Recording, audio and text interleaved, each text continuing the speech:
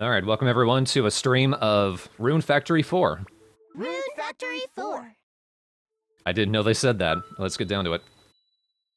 If you ever wondered what Harvest Moon with voice acting would be like, here you go. Among other things. So if you don't know about Rune Factory, it's a fantasy spin-off of Harvest Moon, where you actively take part in RPG real-time combat.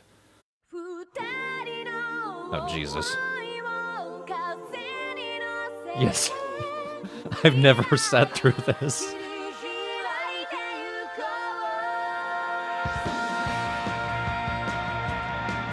And J-pop, yep.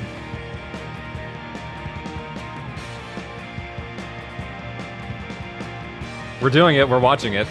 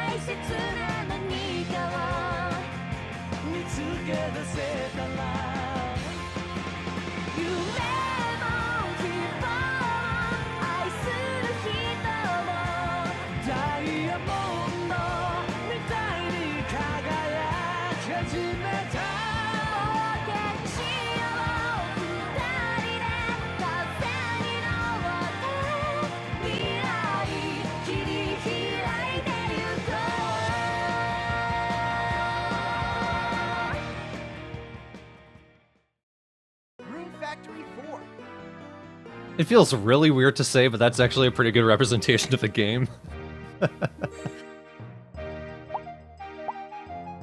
But yeah, Rune Factory 4 is the first game in the series for the 3DS. And it's the first of Rune Factory I've actually played myself. I've tried playing a little bit of 3 on an emulator, and it did not run properly. Let me turn down the volume here. But it's actually a really good game. It very quickly became one of my favorites. I've played it pretty much constantly since I got it. It was right in the middle of Animal Parade when the package came in, and then I started playing it, and I was like, I'm done with Animal Parade.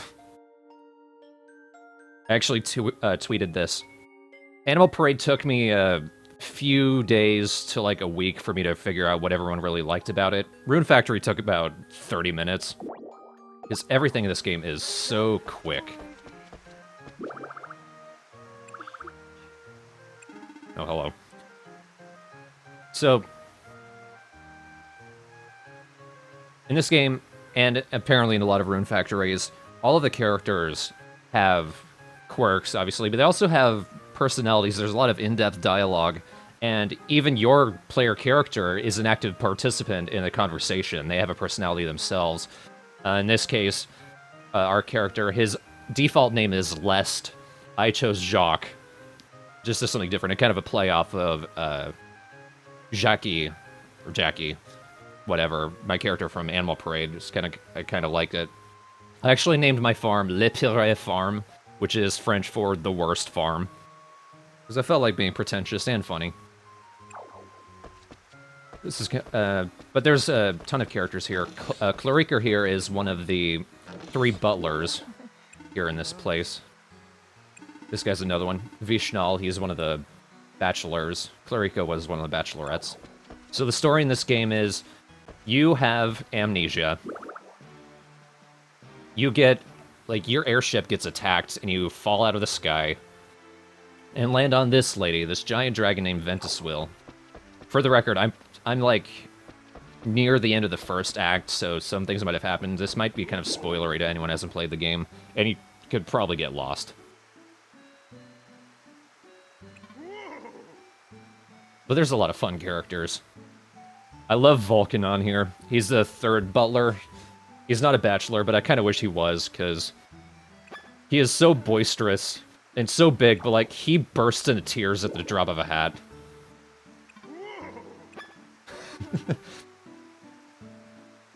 He's kind of hyper-competent. Volkanod's a really fun character.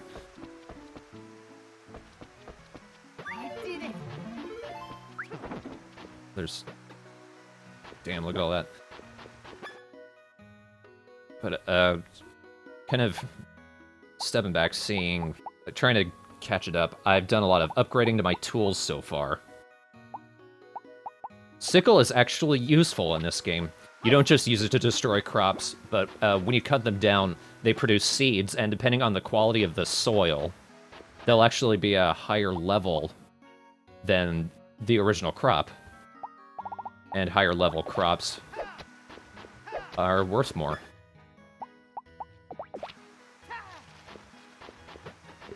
There's a ton of crops here. If you look down at the bottom screen, I've got so much money.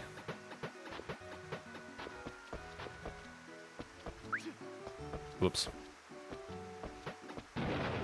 You look at all of the monsters I have. You can actually go out onto the overworld and just kind of throw items at monsters until they like you. Yes, I have a pet giant chicken. You level up skills for, like, everything. There are so many skills. Look at this. Those are the recipes. Every individual weapon you can use.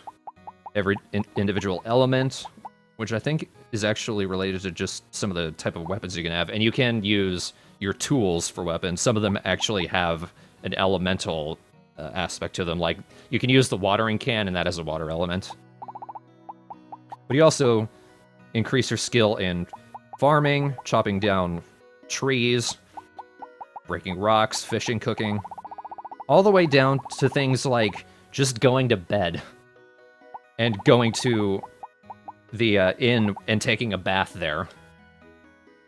And every individual thing increases your stats in some way. It'll increase the amount of stamina you have, the amount of health, your intelligence, which correlates to magic because this is a fantasy RPG. And even things like getting hit increases your defense. And catching a cold. There's so many layers to this game, it's really impressive. And then there's like a ton of crafting you can do. Like I said, I'm pretty far in, so I've got most of the crafting tools. Pretty much all of them, I would think. I've got a chemistry set where I can make medicines, and a few things like spices for cooking. As well as these, which you also use for farming. The greenifier improves the soil quality, and that allows you to raise higher level crops. Formula A actually increases the speed that the crops grow, which is really useful for some things which take like a full month to grow. You make a shit ton of that and just spray them on there, they're done in like a few days. I haven't really found a good use for no rot. It says it's to prevent plants from wilting, but I found if you just water them again, they don't rot anyway. Maybe it's for cases where you don't actively pull up the crops like I do. And then there are things like actual medicines.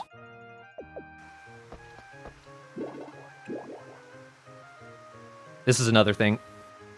It takes a little while to get this, but you have to buy the individual cooking tools, which is how it is in most Harvest Moons. But if you notice this, these are all of the individual tools. You get a block for each one of them, and then you have to get a specific upgrade so that you can use them all from one item like this. That way I could just get them out of my damn room. This room up here is another upgrade. That's expanding your bedroom.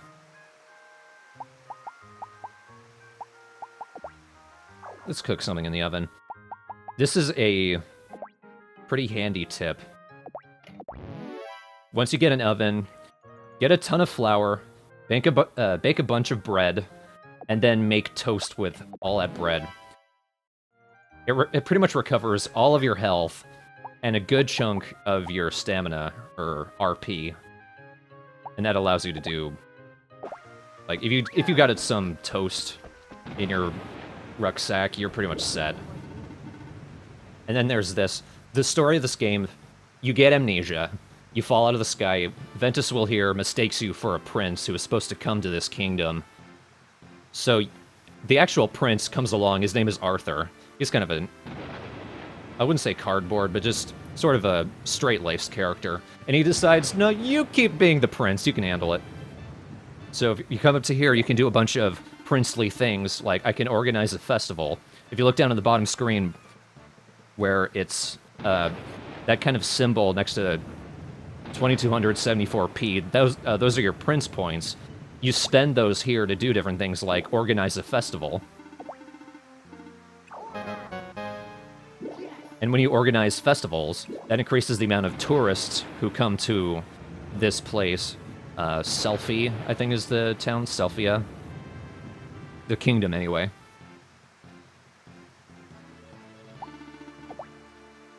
And that pretty much all adds up. And you can also increase the size capacity here of all the different containers in the game. Since there was a typhoon, like, last week in-game, and there were so many rocks and twigs and stumps that showed up on my farm. It pretty much destroyed 80% of all of my crops, but I got so much lumber and material stone.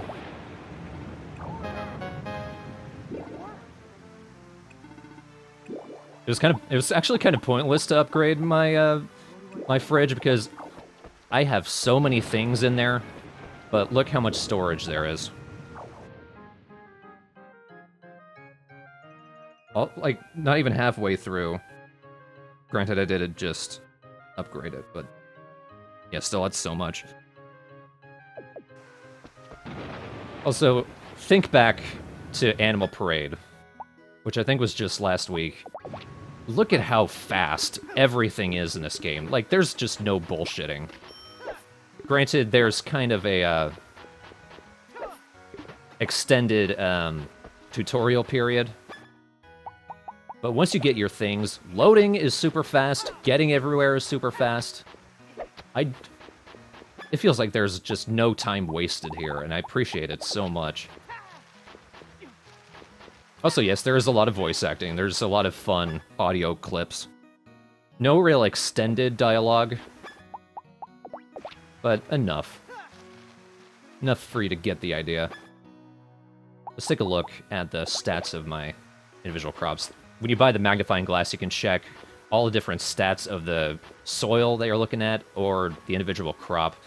So here you can see this green pepper, where it says GRW, that means it's going to grow 2.4 times faster than it would normally.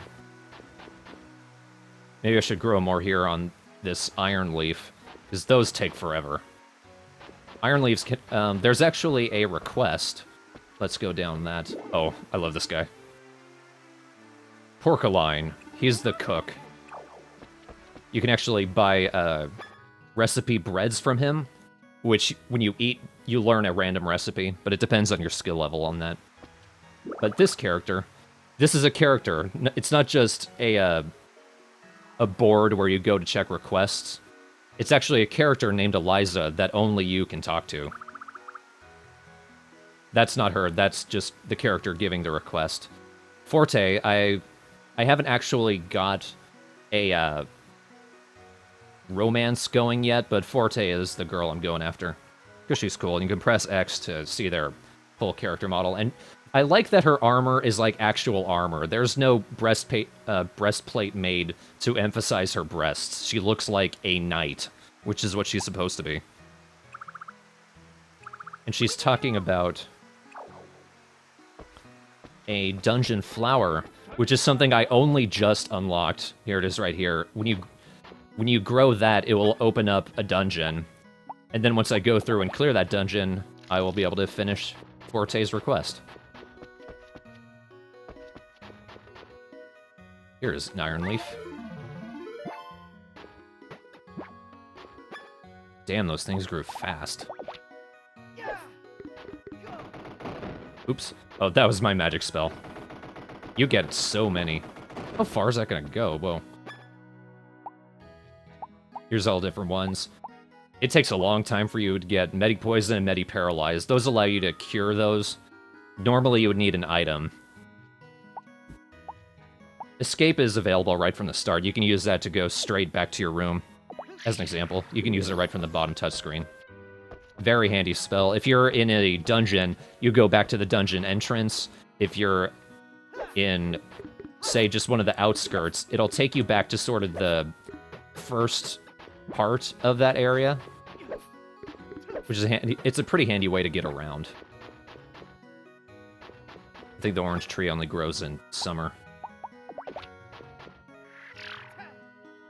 As you upgrade your tools, of course, you can do bigger and better things with them. I haven't figured out how upgrading the fishing rod actually helps. Because I've got my fishing rod up to gold, and it doesn't seem to be really helping much.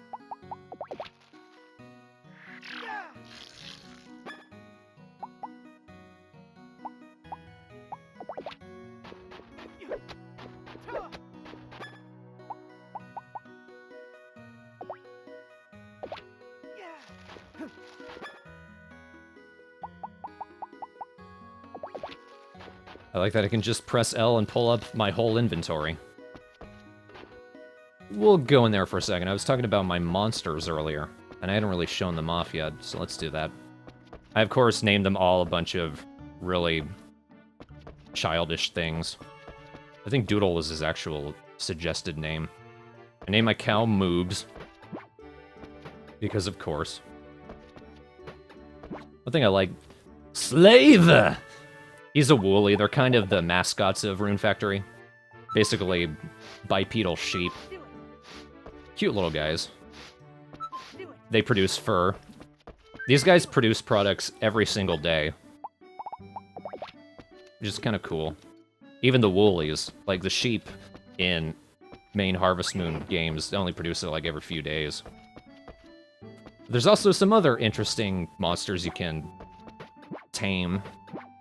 Pretty much everything is tameable, for the most part. You can even tame some of the bosses, but you need specific items to do that. One thing I like... Potass. Potass is a mamadoodle, because the chickens are called cluckadoodles. There is a cave just full of mamadoodles, and it's kind of daunting if you're low level. Like, if you're low level, they'll kill you instantly. Oh yeah, and there's also a giant ghost guy. It's awesome, and a spider.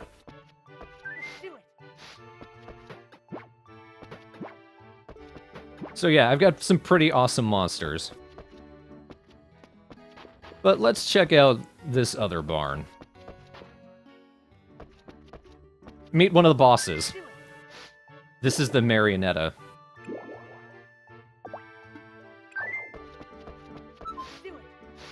This little fairy, she's actually one of the few monsters that you find in one of the dungeons, and like she'll actually talk to you and say, "Thanks for saving me, I'll come help you," and then she just joins you automatically. And then there's also a Tauros, or at least that's his name. I just think of him as like, I don't know if it's an ogre, it's probably a minotaur. These guys are super powerful. You can bring along the monsters and they'll fight with you. So let's bring them along. Another thing I like that's kind of automated, fodder and fertilizing your farmland are kind of automated if you have these items. The fodder bin and the fertilizer bin. You just throw things like weeds in there and you throw fodder in the fodder bin and they automatically feed your monsters and, well, your farm, so... This is very strange. And very annoying, so let's get off them.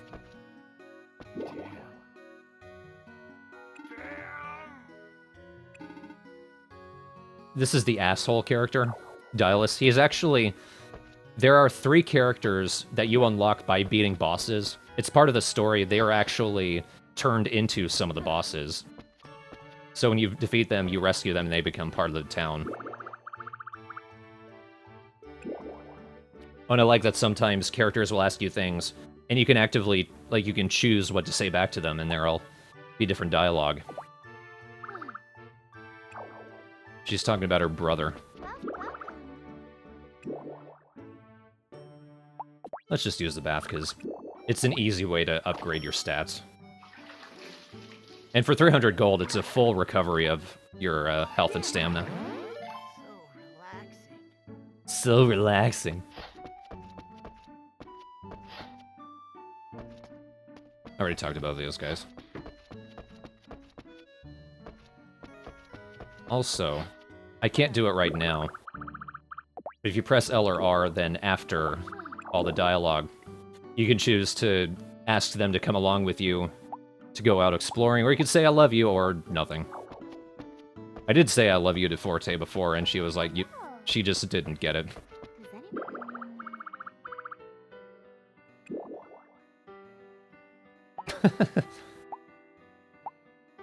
What you say to them doesn't seem to make much difference.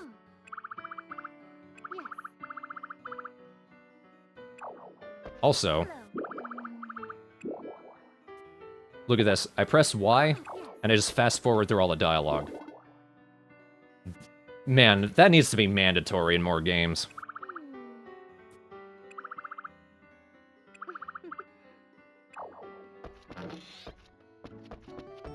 Here's another boss character. She's actually who was trapped inside the marionetta, so this must be very surreal for her.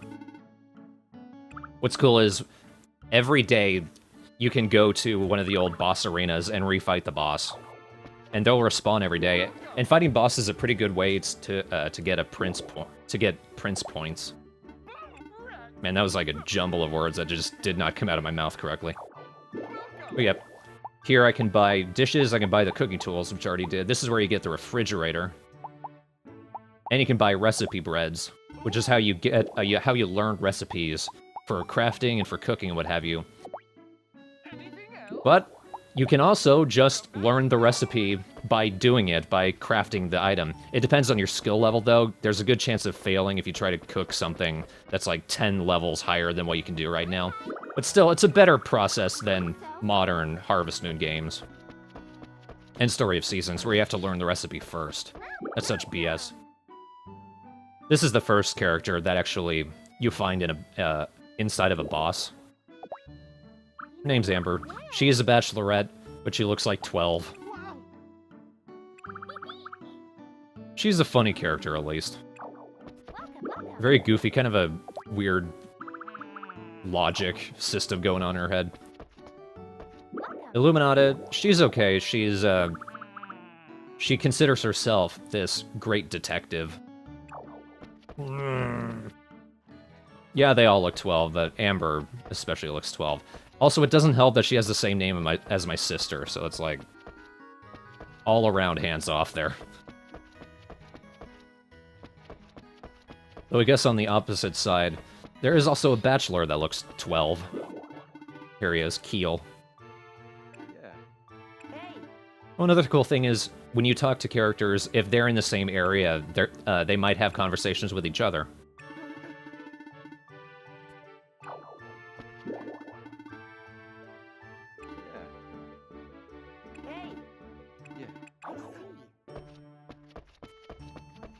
I do appreciate that my character has actual reactions to the world around him. I would like him better if his reactions were more than just, "What?" Just the typical anime awkward reaction to everything. Raven here is actually a character from a previous Rune Factory game. She's not one of the usual villagers. You can talk to her, and she does have a spot in your friendship level here, way down at the bottom. It doesn't really amount to much. This is a 3. Doug, yeah, I barely talked to Doug. It doesn't help that he was unconscious for like a week, thanks to some event in the story.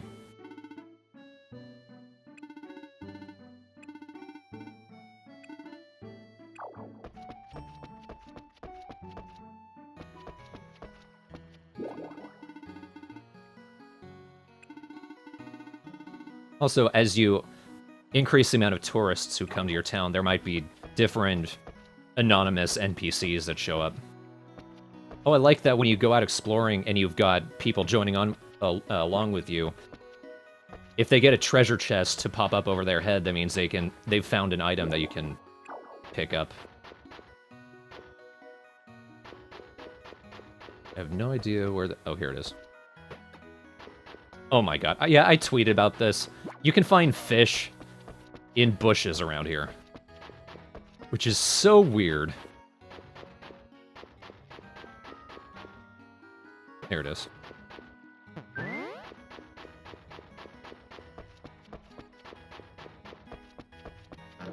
I like this. Once you complete this area, which is like this haunted mansion, it's, third or fourth dungeon, you unlock this bridge. Volcanon just shows up and says, yeah, Venice Will said she wanted me to make a bridge for you. And you just automatically get this shortcut back to the boss. So you can fight her every day, so let's do that right now. Interesting boss. Must be strange fighting herself. Come on, attack me. I really like this attack, even though it's, like, devastating. Oh. Thanks, Green. No, whatever. So I got Prince points for that.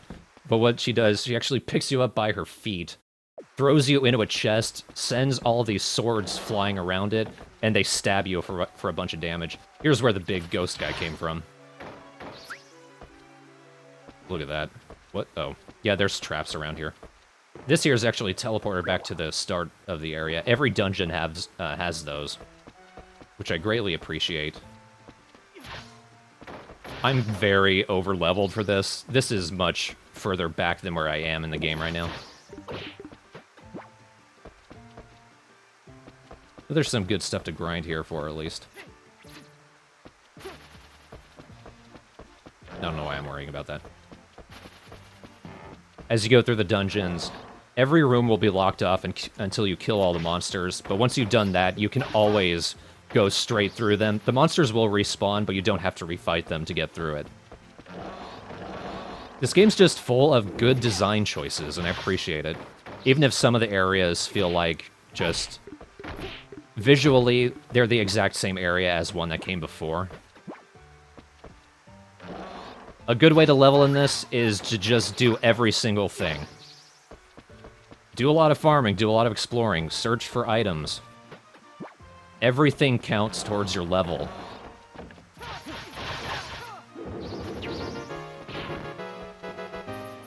There's also a dash option. By pressing R, you can dash, and you can do different attacks that way. Also, if when you level further up, or no, this is actually something you unlock with Prince points. You can press R to get 2 additional magic slots.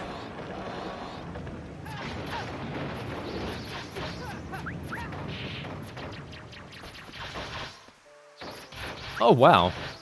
Marionetta actually... Oh, that's Marionetta doing all those attacks. Cool, she does the boss attacks that she does when you fight her. But to the other enemies. That is awesome.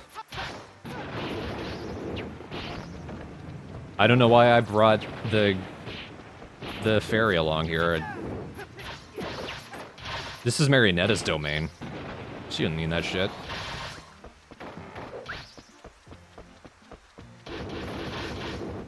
God, the overkill.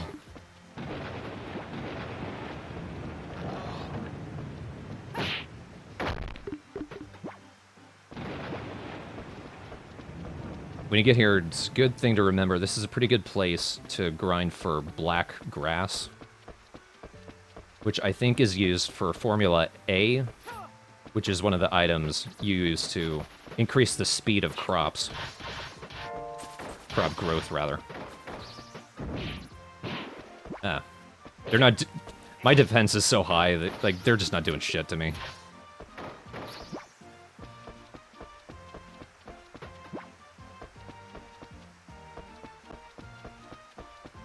Oh yeah, there's that thing. Doesn't do anything to you. It's just kind of creepy.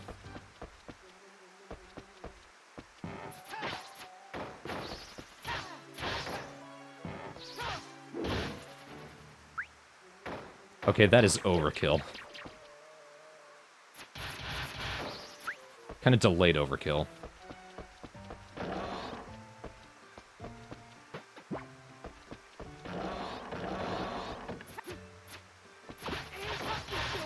Let me just do the ultimate attack because I can. God. Somehow I leveled up for that. Even though these guys, like, take nothing from me. And let's just... That's a good shortcut just to going back here. Like, you can go into the back entrance, fight Marionetta, do return, come back here, and there's some... Like, there's always a tree stump, some branches, things like that. And there's also this mineral which you can mine for, I think... Not silver, probably just bronze.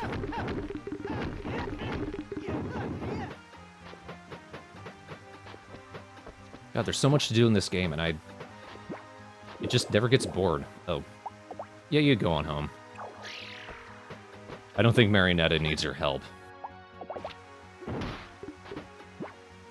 Also, these diary things. This is where you save, but you can buy the license to use the airship, which allows you to teleport to the grand majority, mostly the overworld journal places. And look at all these. I'm not even halfway through the game, and look at how many places you can go. Let's go to the place full of the big mama doodles.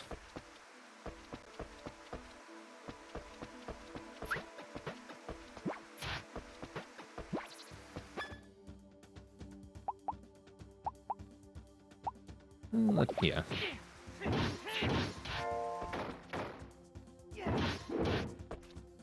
Oh boy, wow.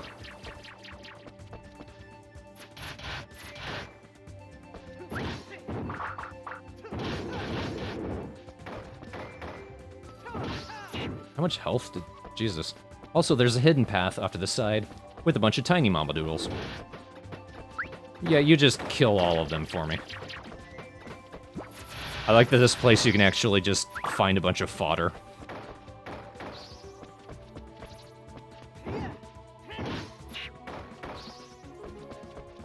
The only thing really here is a bunch of mama doodles. Okay, that's getting old.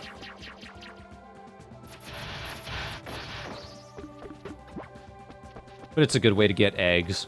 Good way to get a bunch of cluckadoodles if you want them.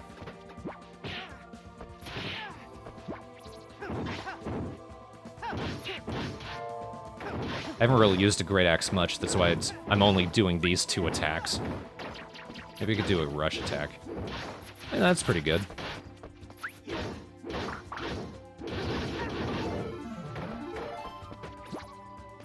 It's a ton of damage, at least.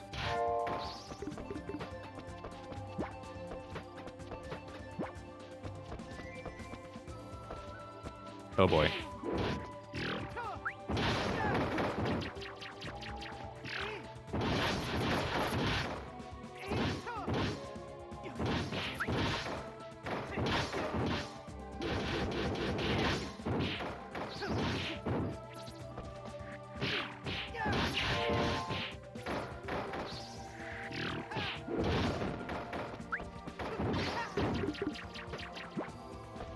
I like that when you heal, you can also heal nearby allies.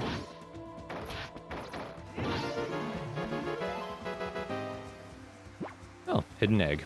Go figure. I don't know why I'm surprised by that.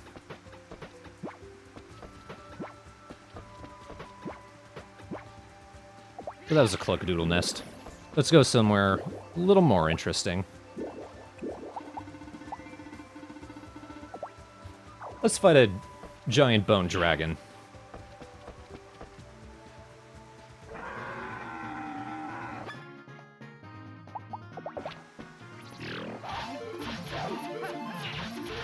This guy's a little bit tougher. He's kind of an interesting boss.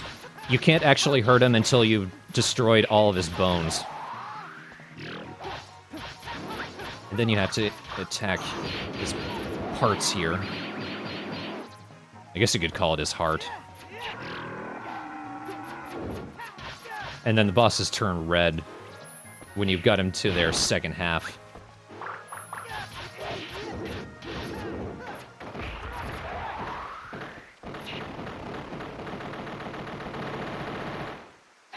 And then they explode, which is cool. The point of that is, there's an item here usually. It depends on if you've actually killed the boss before or not, but I forget what it's called. It says in the description for this area, but it's like a little flower.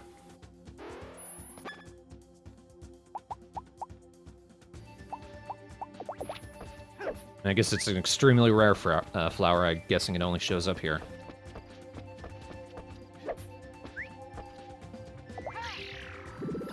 Now let's go another area. I only just unlocked this earlier today. The Demon's Den. This is kind of a funny place. Again, there's only one boss here. But to get there, you have to go down these places. This is actually a trap. There's a Tanuki who lives here. He's looking for a bride. So you have to choose the correct one to go to where he is. He doesn't want a dude, so he just drops you in this place filled with stupid high-level ants. I can't escape. What the hell? There we go. Basically, it seems the right answer is just to always go right.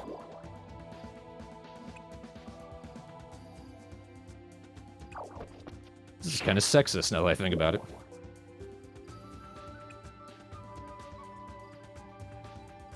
Yeah, it's pretty easy just to get down to him. Hang on. Hidden area? Oh no, it's just another one of the places you fall down to. But here he is. Magneto. Let's see if he'll let me fight him again.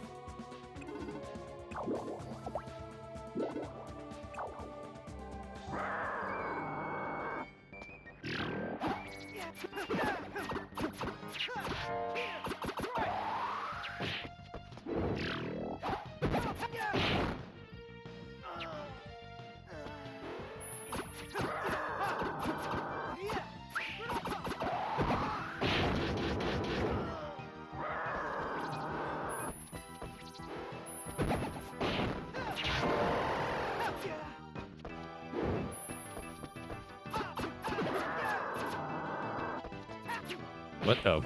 Yeah, the only purpose of that is to distract you, I guess.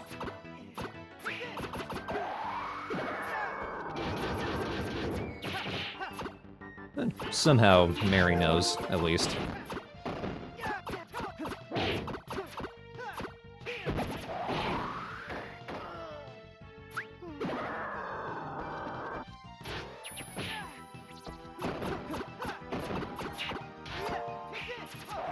Ah. Whoa.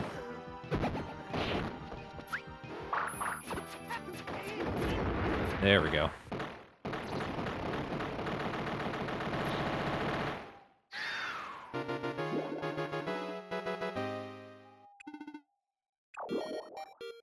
Yeah, this is how you get the dungeon seed.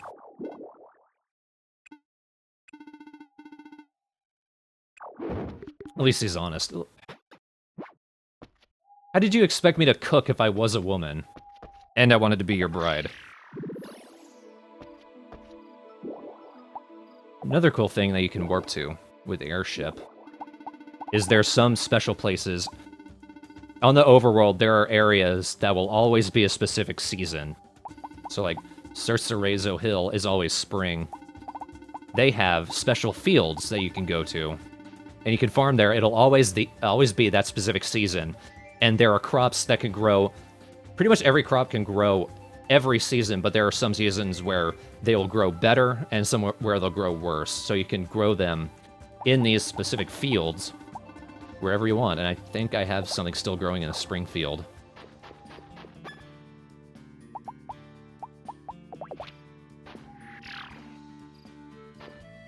No, it was raining, so I guess that was pointless. And don't worry about how late it's getting. The game is kind of lenient about that. Also, I love this. You can pick up to 9 of something at the same time. You just automatically create a stack. That is so cool. I love that. Hang on to withered grass. You can create a pretty cool potion with that.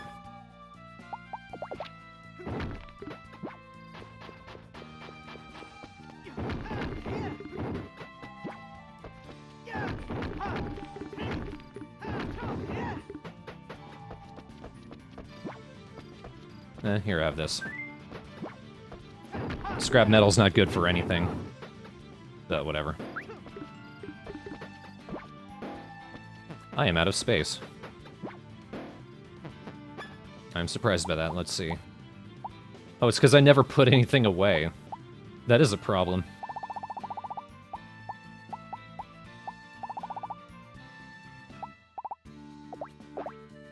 Here.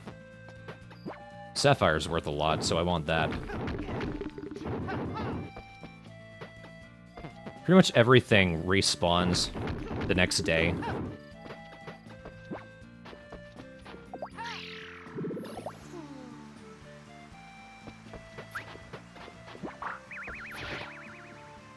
You're very mean, Mary. So this is right in front of the main area. So just keep hammering escape, you eventually come back home, which is cool. Mary, you... We had your fun with you. What I like is, there's actually a skill for throwing things. So that's what I like to do with all of my items, really. Just throw them into their separate containers. They automatically go into it, which is pretty fun. Oh.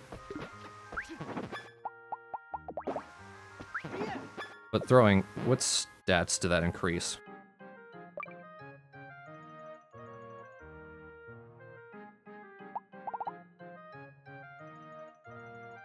Surprising amount. Decrease RP? Wonder if that meant decrease RP usage. If not, that's kind of a shitty thing to do. Yay. Hang on to a few of everything, really. Unless you're sure that you're never going to make what they make.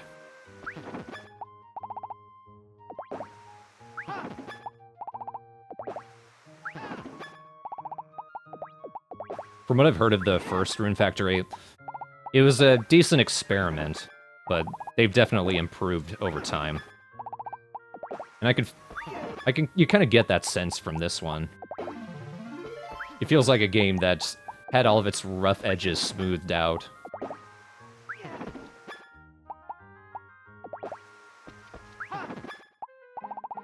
There's something just satisfying about doing this. Or I don't want to bore you all by doing that.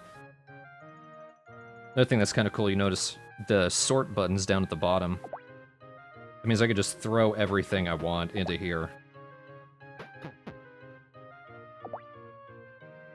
Granted, most of these I'm going to be selling. Or at least the expensive stuff. Then I could just press sort. And it automatically goes into a stack. Cleans up everything nicely. If you keep pressing sort, it'll cycle through the different types of items until you get back to something you want. Like that. I like to keep the flowers and herbs at the start. Let's plant another dungeon seed. On opposite sides.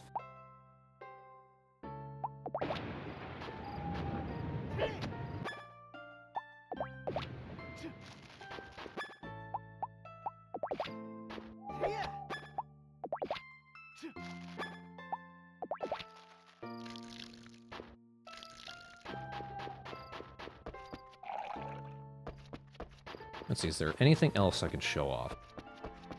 I guess I can go kill something with one of my tools, just for fun. Since this is a starting area, right down here. Huh, that doesn't do anything. Whatever, sickle time then. They're not doing any damage. But yeah, remember, this is super upgraded tool, but...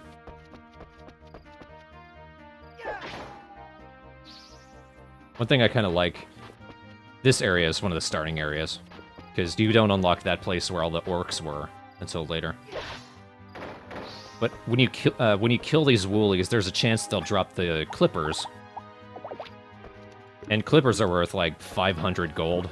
So once you've gotten the one that you can use, it's pretty much easy cash, and they respawn every time you leave the area.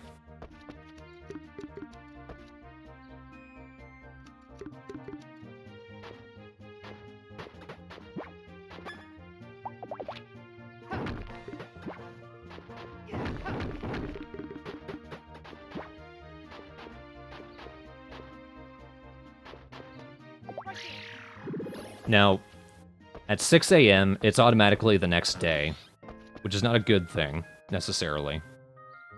Especially if you're low on health or low on stamina. And an animal parade, depending on how late it is, the amount of health and stamina you get back depends on how early you get to bed. In this game, not so much.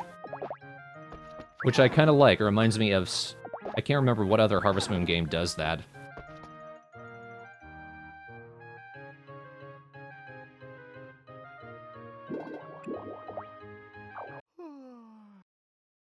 One minute of sleep. And I'm already back to full. Yes, I think it's Tale of Two Towns, thank you. Chlorica or Volcanon will be the characters that wake you up.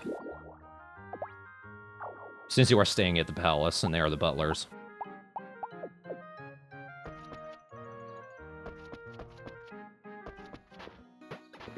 Now, let's do this as fast as I usually do, since I had to slow it down to show you guys how everything goes.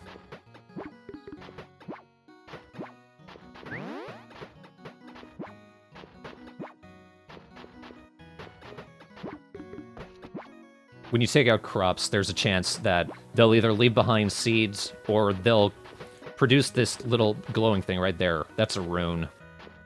Rune Factory in the title of the game refers to what you want your farm to be. You want to be producing a shit ton of runes.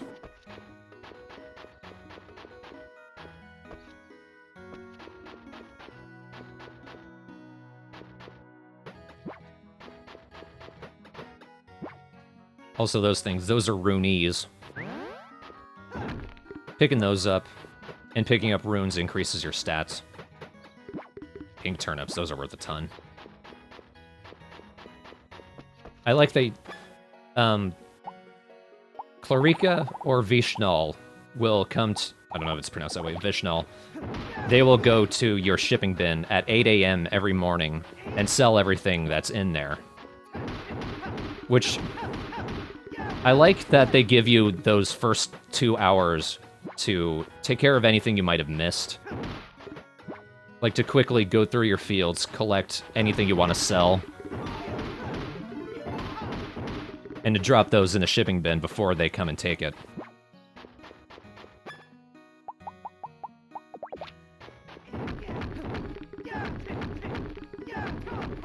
For the record, upgrading the axe and the hammer... After the first upgrade, like the first at the start, you can only do 1 attack at a time. Upgrade it the first time, you do 3 at a time. After that, it's only, like, all that increases is how much space it covers when you charge it up. But when you charge it up, it only hits for 1, just in a wider area, so not as useful as it could be.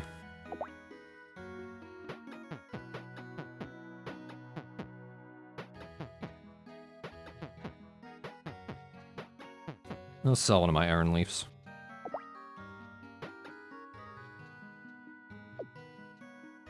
I'm actually going to hang on to my toy herbs. They're used for some medicines. Pink turnips, those are purely for cash. I also like that depending on the level of your crop and I think what season it's in, and the quality of the soil, when you pick up one single crop, there's a chance there'll be like 3 of them. I've made so much money in this game in like such a short amount of time. It's kind of wonderful.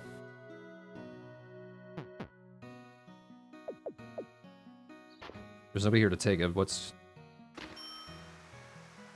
That's different. I've never had the money... I've never had it sold without one of the characters showing up. That's different.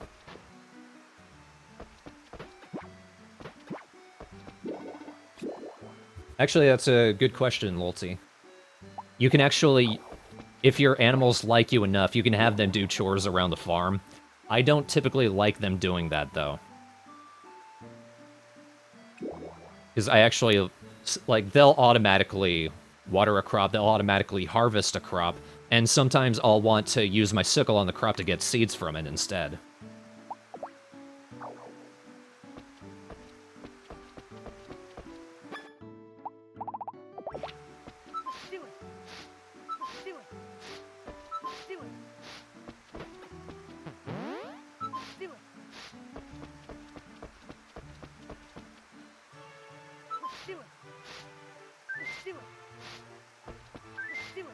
On the plus side, I don't think they come out of the barn when you have them assigned field chores until, like, later in the day, like, at least after 7, I think. Get off the milk.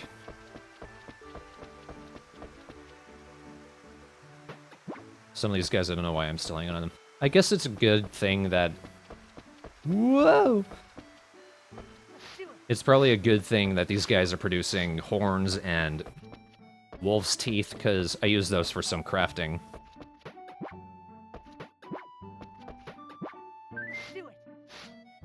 Brando here, giant ghost guy, he is purely for fighting.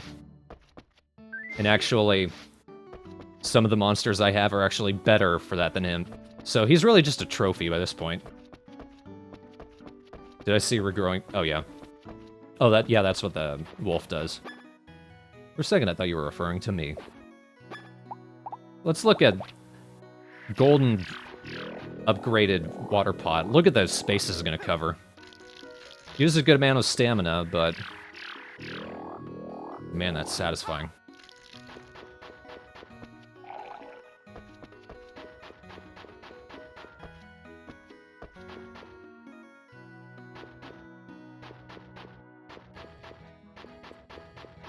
You could be right, Nijemi. I'm not sure. Let's go to a spot and test that out. Because I completely forgot. Down in the summer fields, there's another plot of land where I have some crops growing. And I forgot all about him. This is Barrett. This is another character from a previous Rune Factory. Like with Raven, he's just here to do things for you, but you can talk to him and increase your friendship with him. I like that, unlike Dylus, whatever, the wolf guy, or horse guy. He's one of those two, I don't remember. Barrett here looks gruff, but he's actually perfectly nice.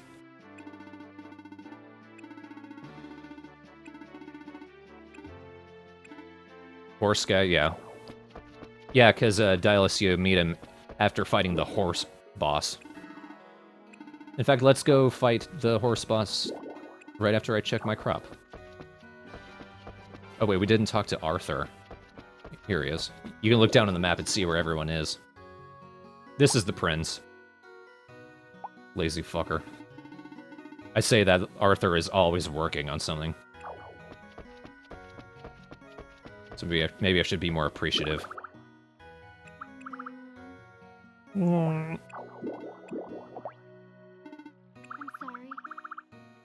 sorry. That's usually a sign that she's involved in some event going on in the story. Yep, here's something happening.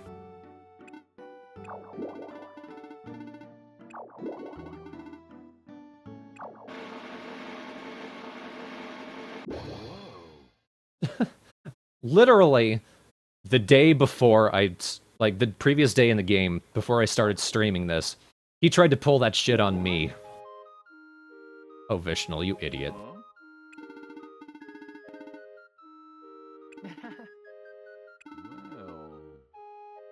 Wow. Bado's kind of an amusing character. He's extremely lazy. And he's always coming up with harebrained schemes to make money. But he's such a nice guy that even when, like, he tries to pull a con on someone, he just immediately goes, "That's not what it really does, I'm sorry." Huh? Thank you so much. See, he can't pull himself to pull a con on Vishnal.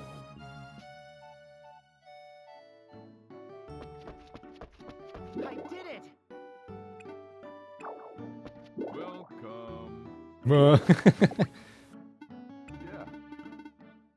Welcome. Yeah, I think Vishnal's voiced by Vic Mignogna. Hello. Hello. Hello.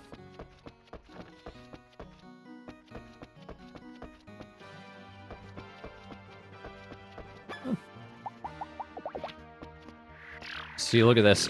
I have no idea what the charging actually does, because you always throw the same amount of space. Ooh. I can't throw it back. Whatever.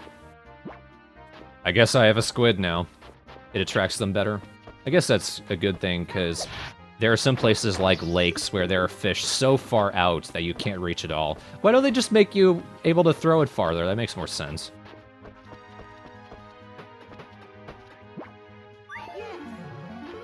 Apple tree, alright. I'd forgotten what I'd grown here.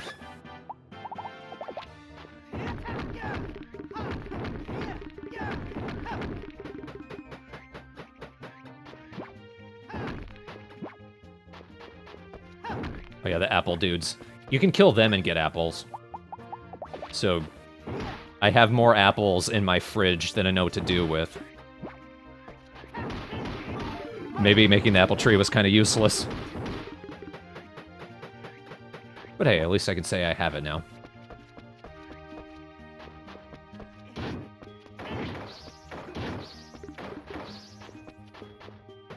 I like purple grass because I can use it to make heavy spice.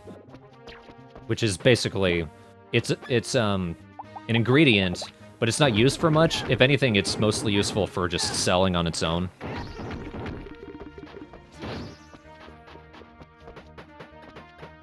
Amethyst.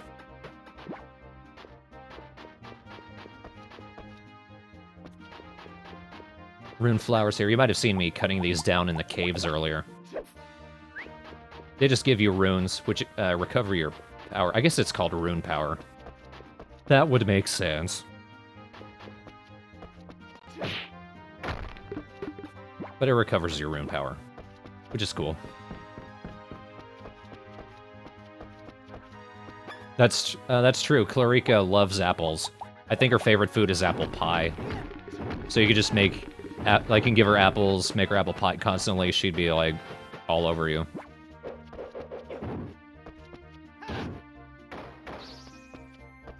Ducks are jerks. This is a long way of getting to the mansion.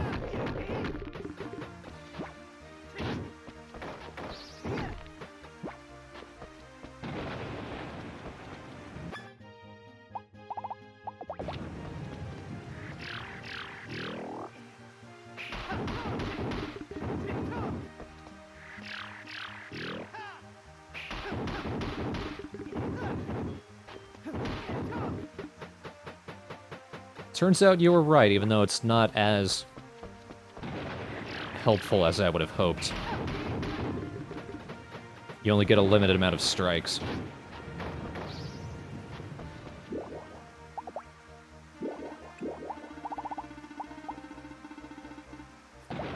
We'll go to the spring field, check out my crops, which are getting watered anyway, so I guess it's pointless. And then we'll go fight. I think his name is Thunderbolt. He's the horse boss. And then we can go check out the first boss, which is who turns into Amber. There's actually a very sweet story reason why those people are those bosses. It played out and I thought, this is surprisingly heartfelt and well written.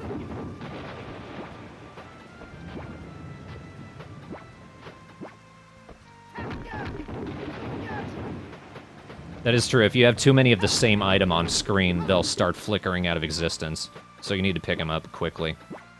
If you just leave them on the ground, but don't make more of the same item, then they just stay there. Oop. Out of space again.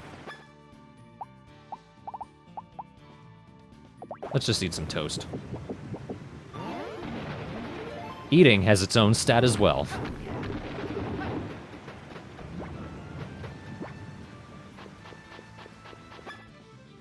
Let's see how much I can hit with my... Oh. Blah. Look at that. If only I had something to plant. Which I do. Nah. No. Watch out for the shmoolies.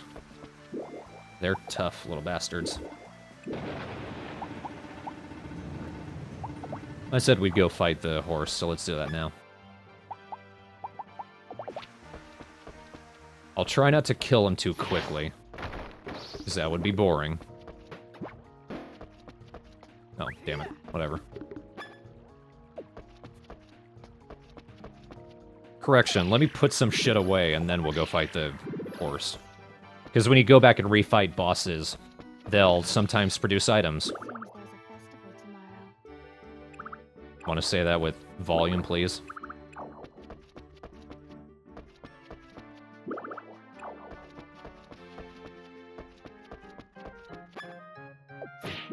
Oop, be careful, you can attack the things in your room and they will break. Thankfully, the health doesn't seem to stack. It's just a matter of how many times you attack it in, like, while you're in that room at that time.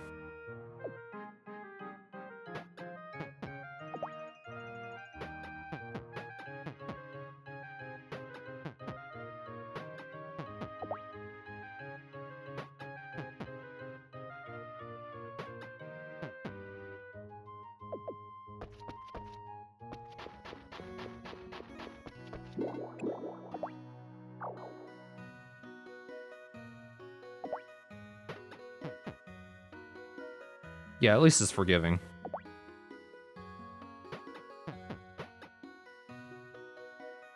I have so many apples, so... I'll hang on to the orange, though. You can sell lumber and material stone. They're worth a decent chunk when you sell them in stacks. But they have more use, being actually used as stone and lumber.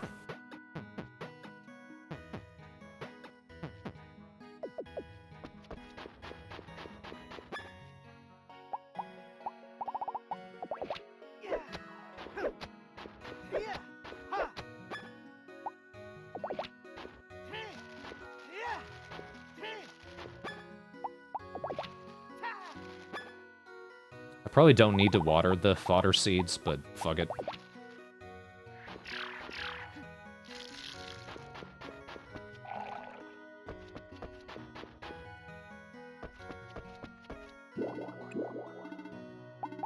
Alright, horseman. Finally. Get back here. Yeah.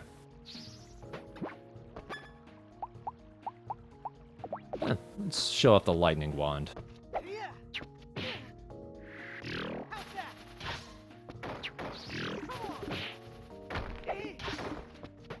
Another orange.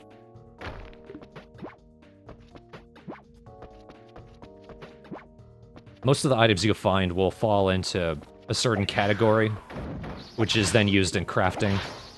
A lot of crafting spells allow you to interchange the item. You don't need a specific item, just an item from a specific category. So there's some flexibility, which I appreciate. This is the horse's lair. Thunderbolt. I guess unicorn. Thunder unicorn.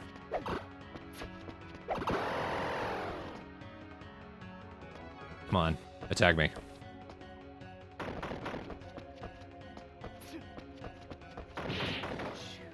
Hey, look, you did actual damage to me. Well done. Ooh. Oh, I was invincibility frames.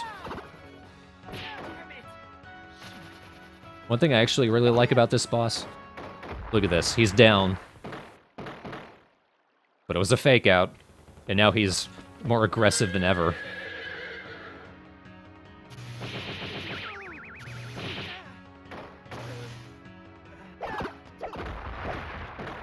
But at my level, he's still really weak. Ooh, here we go. Lightning Mane. Nice. I never got an item from him before.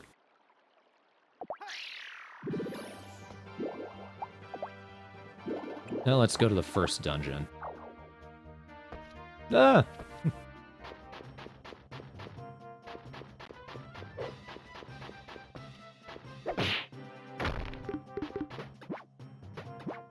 So if I wanted, I could actually take the side path, which takes you to a harder dungeon, which is right below the main one. But let's go through the main one, just for now. In a lot of the dungeons, there's water streams or ponds where you can fish.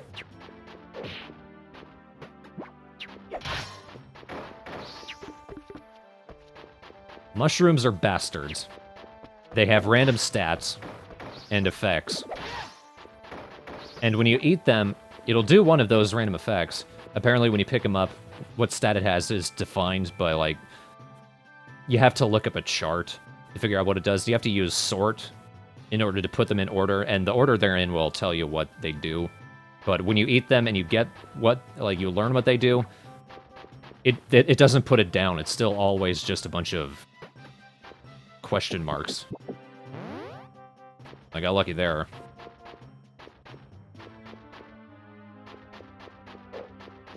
Ants!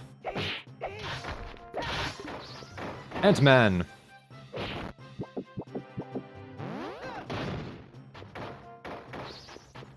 Some might call it overkill.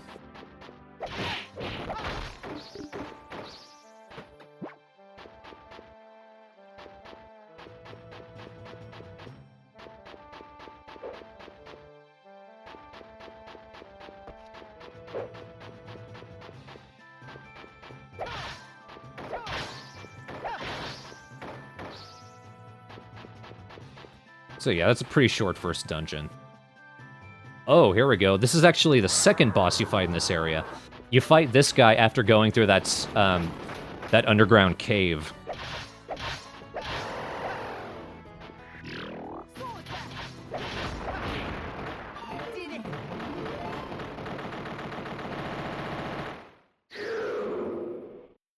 The first boss you fight in this area is actually a butterfly lady.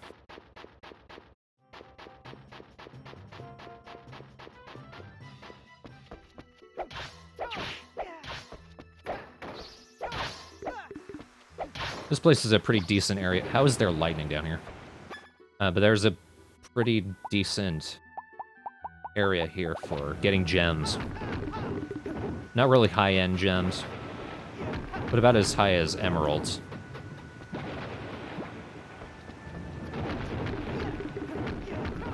Ooh, nice. I got big crystals. Those are very rare and worth a lot of money.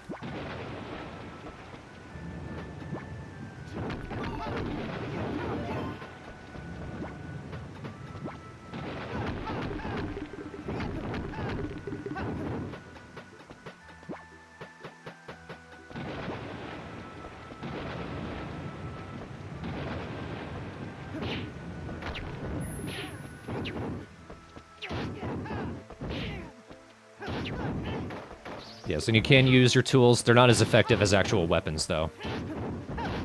It's because they're very limited in what you can do with them. As you increase your stats with the individual weapons, you're able to do more attacks with them.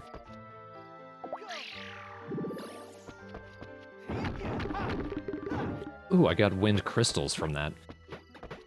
Those I can use to create magic staffs. Nice. I think I've only ever had one or two of those.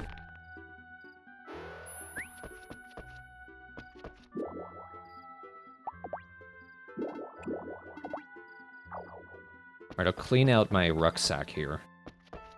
And then, let's say we go to a dungeon that I haven't gone to yet. See how I fare in there.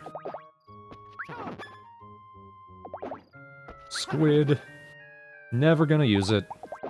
Never even gonna cook it with it. You can make sashimi out of pretty much every fish in the game. Not all of them, but almost all of them. Apparently mackerel isn't good enough to eat on its own.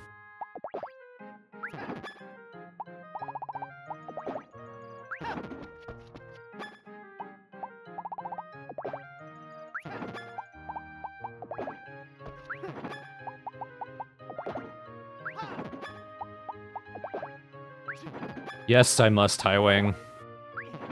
Sir Highwing. Especially for the lumber and stone box, because for some reason I can't actually just open them up and drop them in there. And it does increase my stats, that's true.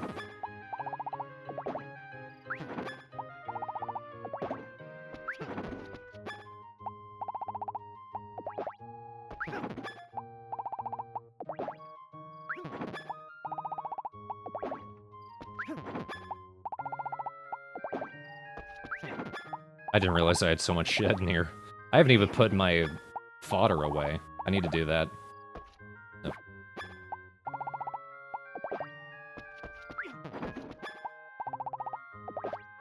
No, I'm gonna sell those.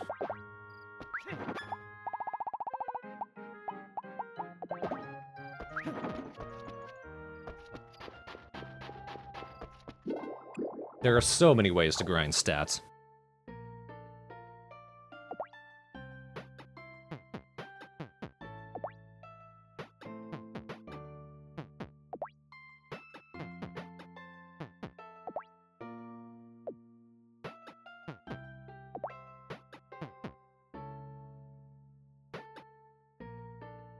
Whatever. Pike sashimi isn't worth very much. Whether for selling or for eating.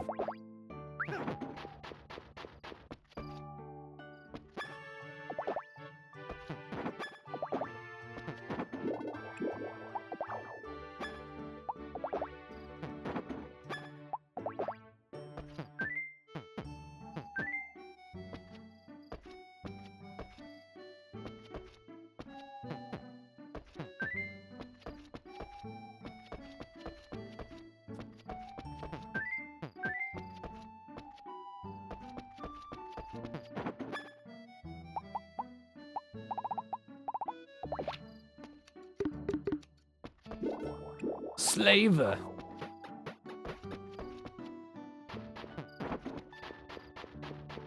Now what I'm gonna do here, I'm gonna make myself some porridge. Because I expect I'm gonna be in this area for a good while. Oh, yeah, I'll make a milk porridge. Make 2 of those, because porridge heals you if you have the status effect sick, which is different from having a cold for some reason.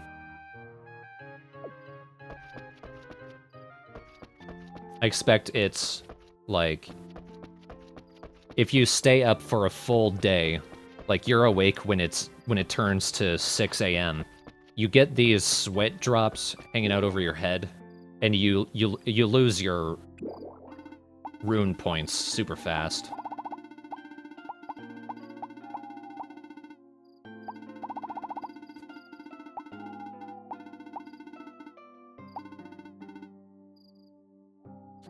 Need to figure out where the area I want to go is again. I don't think I ever found the autumn field.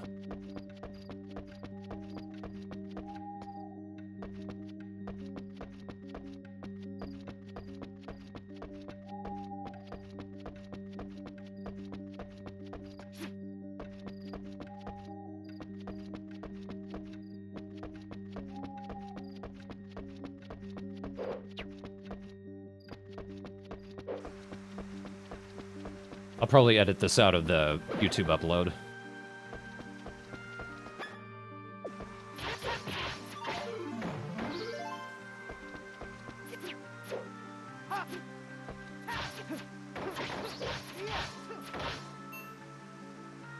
Oh, here we go. Sex soldier.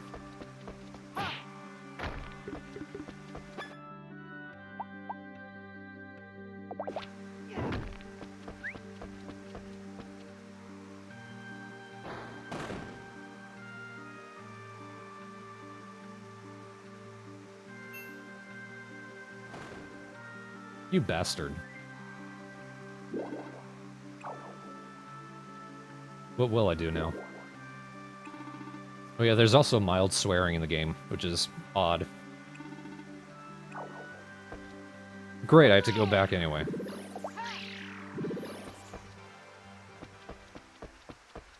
But it's during the day.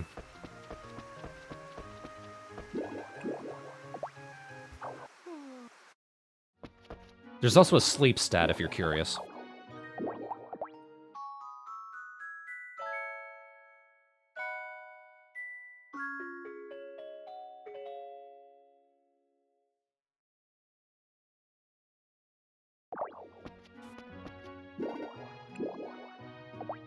Today's the eating contest, so I don't know if I'll be able to actually progress the story.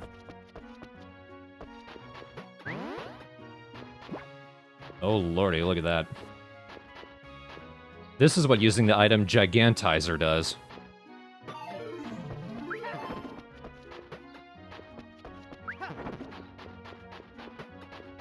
Pink! Pink everywhere! I did it. We did it.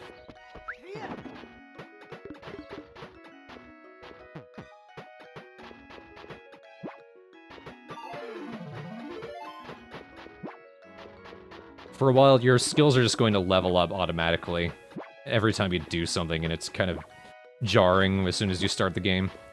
And you're just like, what did I do well here? Now, I'm not actually going to harvest these pink turnips. They're not giant. Like, they're giant now, but they're going to get bigger. If I just keep watering them, you need to use Gigantizer and the same crop in a 2x2 square.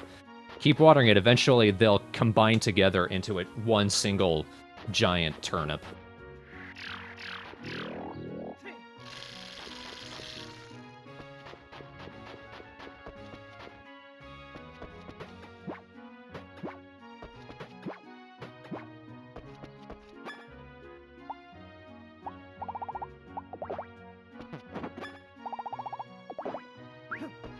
What the fuck? Where'd it go? Oh.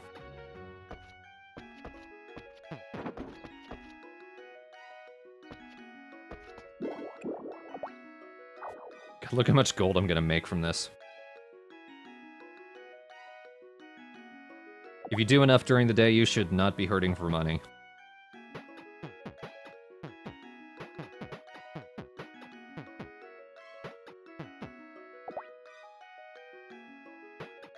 I'm sick of turnips. Not pink turnips, they're worth a ton. But just regular turnips. I've been growing them constantly since I started the game.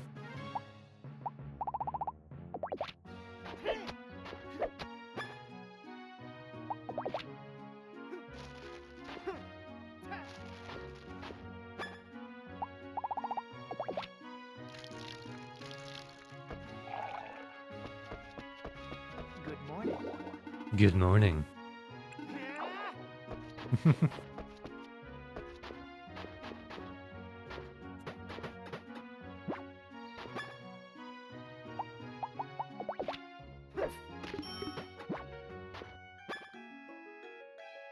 I think I've never had over 100,000 gold in one day.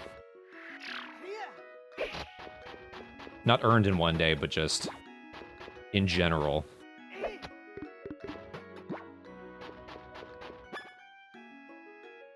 That's pretty sweet. It's probably because since I've been streaming, I've never had to actually buy anything. I've just been showing everything off.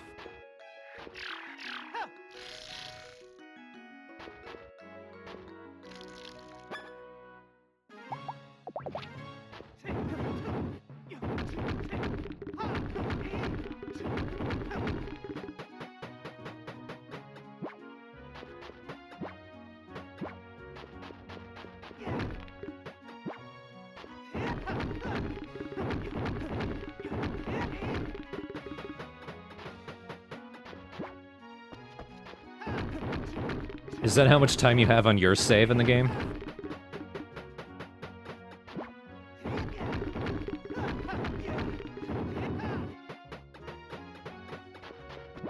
What is...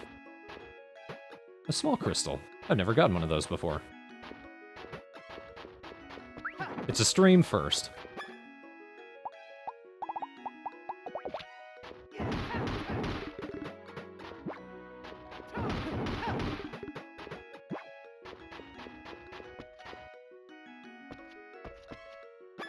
Small crystals are good. For what, specifically? Do it. Do it.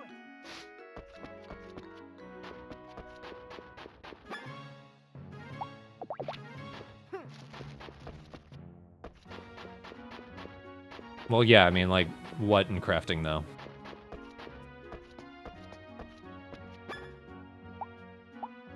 You all ready for more of this?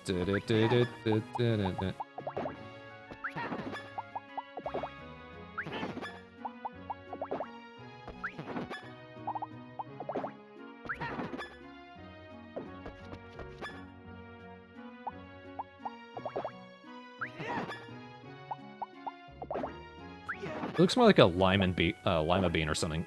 Wow, that is worth a lot of money, though.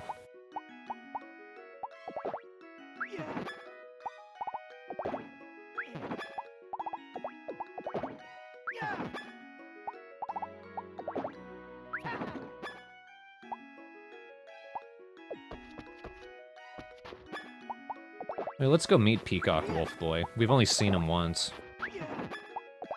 Yeah. But first, animals. I don't know what I tried to do there. Let's do it. Let's do it. You can tell how much an animal likes you depending on if they have a heart over your head, over their head when you brush them. Trying to pet my chicken, thank you. You can also tell depending on the size of the item they produce.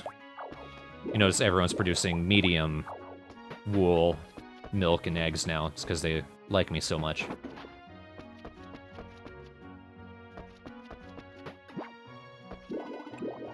One annoying thing is, if everyone likes you, they're just gonna crowd around you.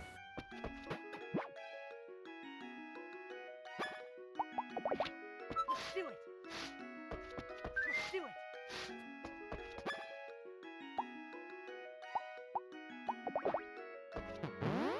Love me more.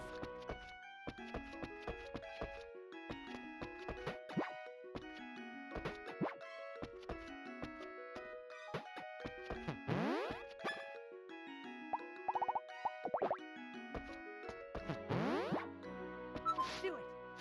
Let's do it.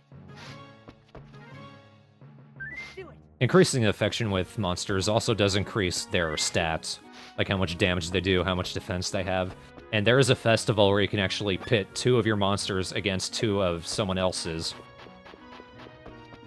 And Lin Fa, the nice, pretty Chinese lady who runs the inn, she has a minotaur and an orc, or and an ogre. Not an orc, orcs are tiny, but basically 2 really big guys. And I only ever got to second place in that because of her. It's only for one festival, and it's in summer.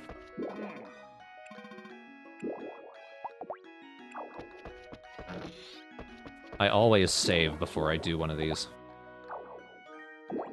I just had to accept defeat because Lin Fa was just way too powerful. I got really close. My chickens put up a pretty decent fight against her. The chickens are actually surprisingly good for those fights because they do a lot of circle strafing and they attack pretty quickly. So if you get their stats up, they're a force to be reckoned with.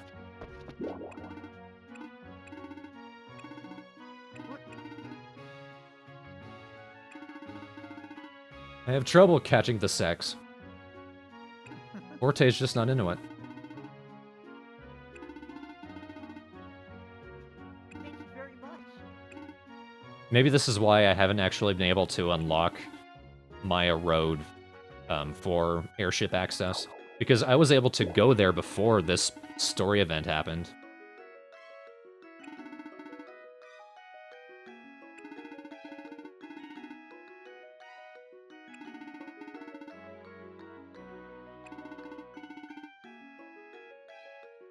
Sex has a lot of power.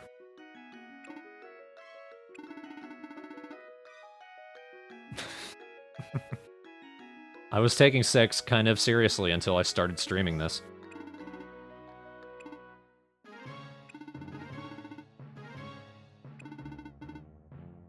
I like Jacques. He's earnest, and he's sweet.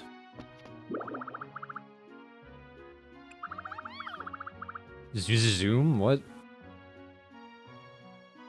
So yeah, Dolce, she has... Pico here is a ghost that's haunting her. I think they were sisters. But then Pico died for some reason.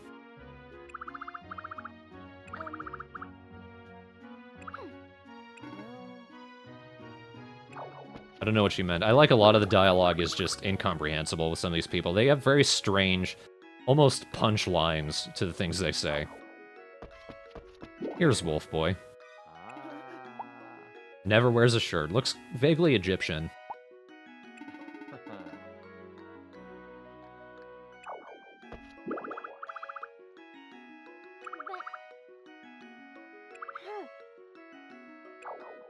I'm kind of like that. My metabolism is really high. Good luck. I just do not put on weight. Well, I do a lot of walking all the time, so... Game's afoot. Schemes of... Huh? He's a sexy man, I won't deny him that. But, yeah. Now let's save again, because I talked to a lot of people and it increases friendships, and I don't want to waste that.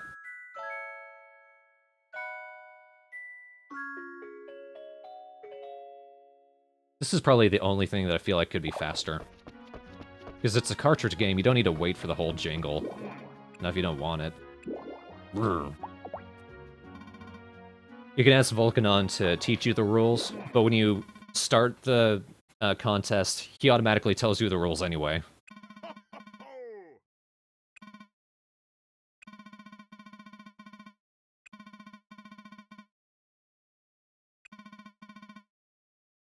Yes. Dishes actually hurt your HP when you eat them. Failed dishes.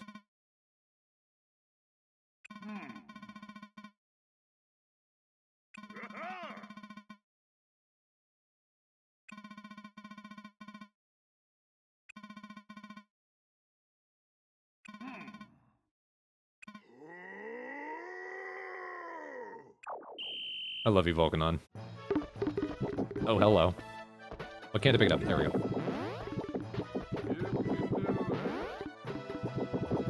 King Pineapple.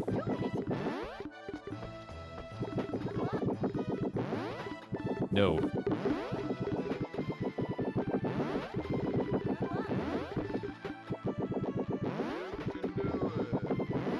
Who said that? You can do it?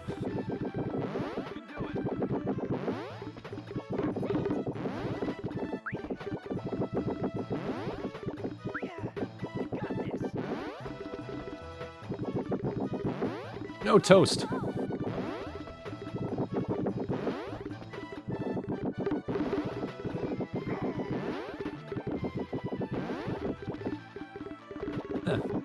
It's hard to tell where their center is.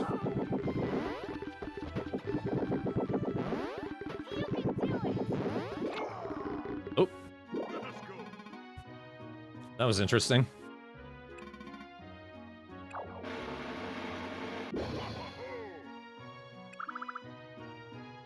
Yeah, whatever.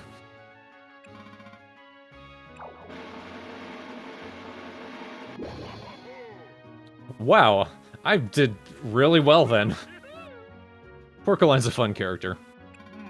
He's very flamboyant. Does look like he has a cleft lip, though.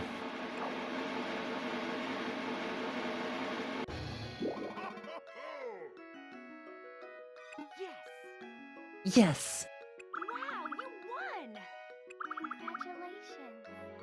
Congratulations! Till we meet again.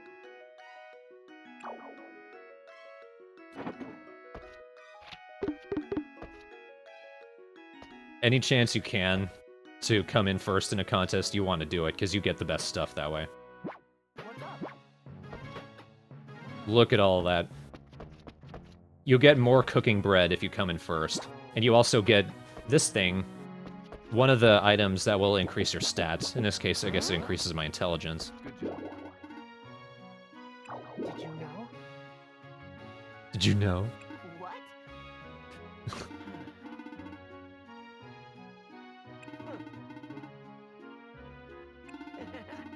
If you come in second, you don't get the stat increase item. You do still get the cooking bread, though. Just not as much. Yeah.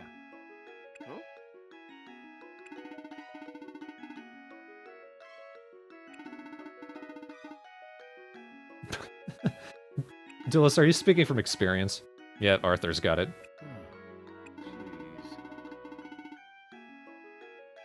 Jeez. Jeez. Hey. Yep. One thing I like about Dillis and Doug, Doing.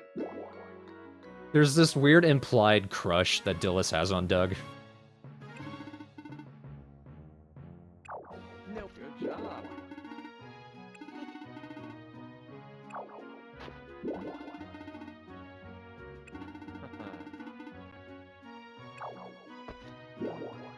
No, he'd enjoy my girlfriend then.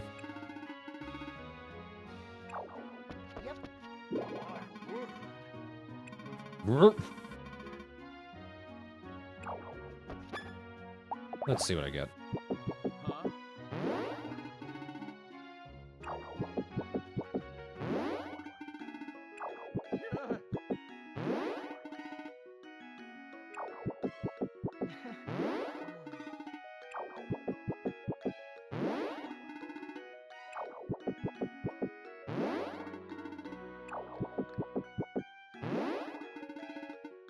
And I've hit my limit. Recipe breads are only as useful as your stat in that specific category. I like that the options they give you to response aren't always positive. And sometimes you don't get the best option. Lady, you're about as skinny. Everyone in this world is skinny except for Porcaline. Congrats.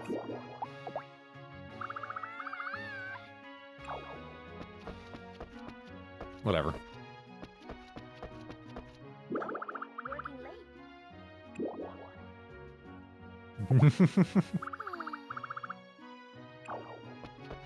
The dialogue is fun, though. The localization is very good. It was localized by Xseed, who I found out is actually a subsidiary. Like, they're the American branch of Marvelous, who's the company who does Harvest Moon and Rune Factory.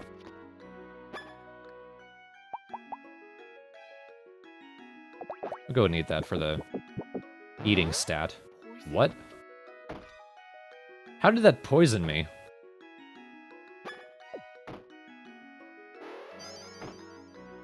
What's his fuck tried to kill me?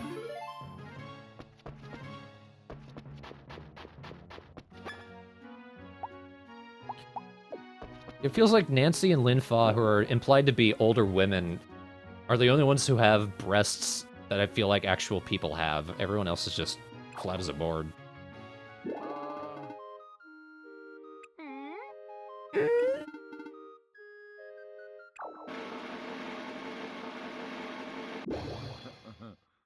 What? But are you going around just conning everyone in town now? Porco?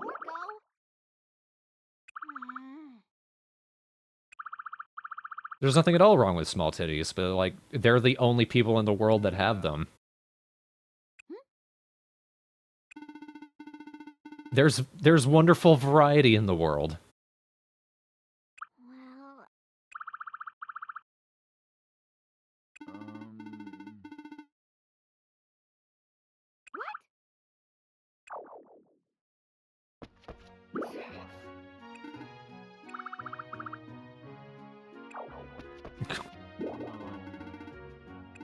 Well, All right.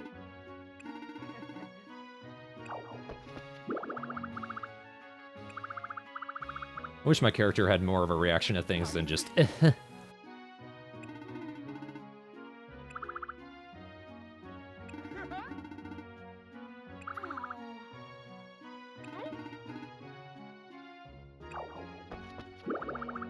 I'd love to see a cosplay of Margaret's outfit.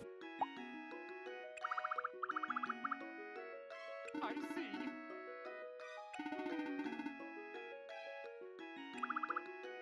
There's a lovely universe of coconuts. Oh, it's... yeah. Same shit. I feel like making something nice for Forte.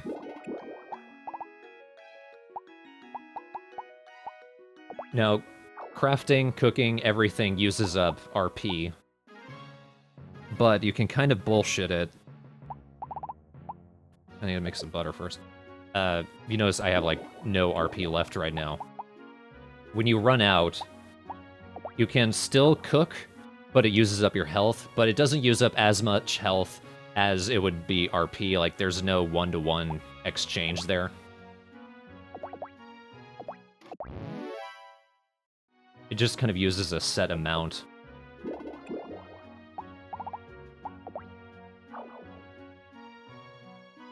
So I might be able to bullshit a chocolate cake for Forte.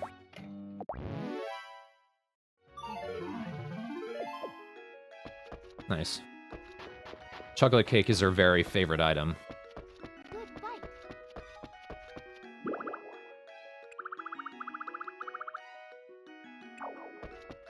Where does she go?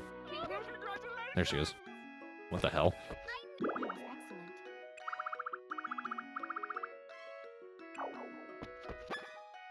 Speaking of wolfing down cake. Look at how much health that would recover. It's a cake. Oh. Wow. I'm guessing the implication from that is handcrafting an item and then giving it actually increases how much friendship points you get from it. Let's check and see where Forte is at right now. Level 7. Don't know how high...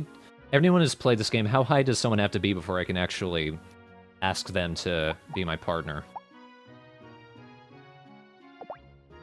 Slave! Is it level 10? I don't think I can go higher than that.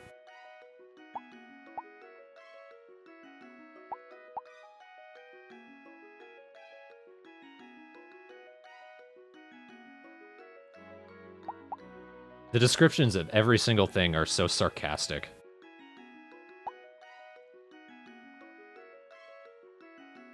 Ghost Ray.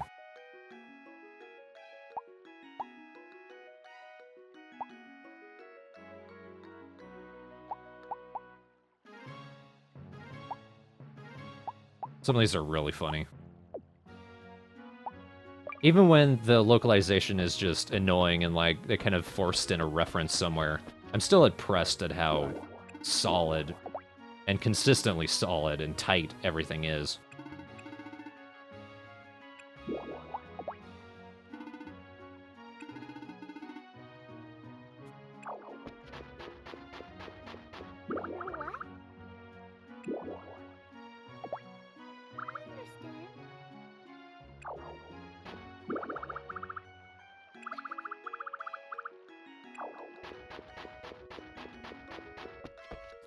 Let's kill the marionette again.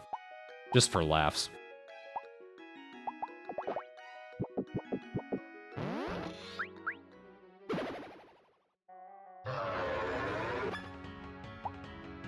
Blarg.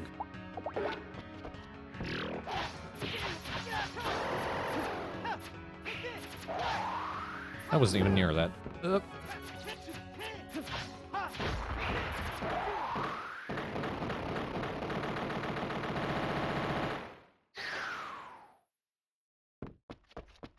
Sometimes she drops either a cursed doll or puppet strings, which can be used for recipes.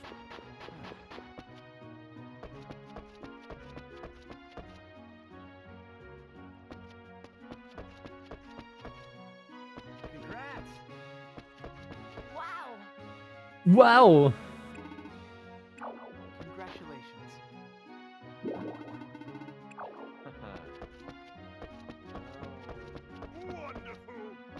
Congrats. Bendis, will I have anything to say? Oh, I'm sorry. What a fun festival.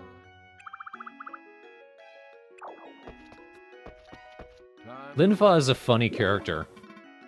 Her and her daughter Xiaoping are very clumsy, but Linfa is so lucky that everything she fucks up ends up being a good thing.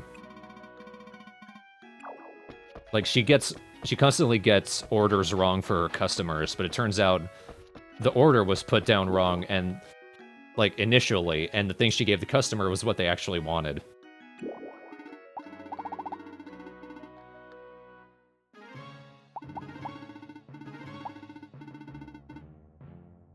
Let's go check out my crops first.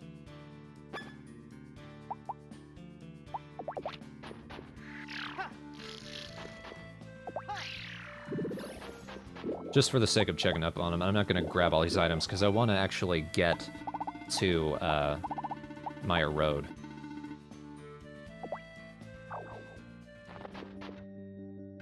I never planted anything here. That's unfortunate, it's just all dying.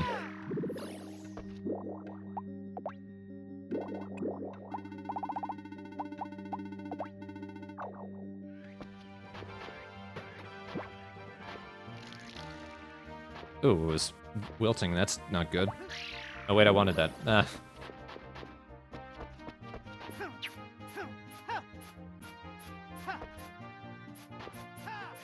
Everyone's just looking at me like, what the hell?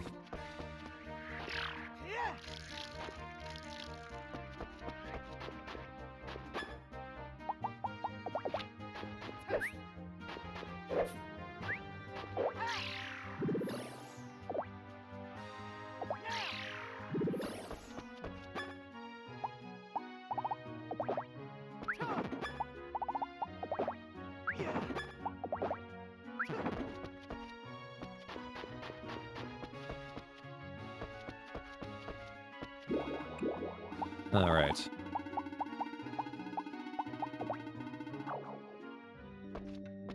Live Let's Play story time.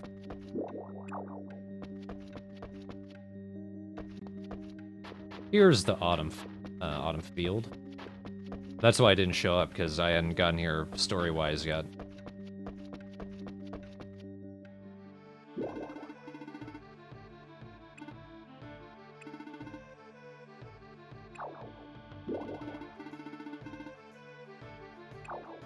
Wamp, wamp.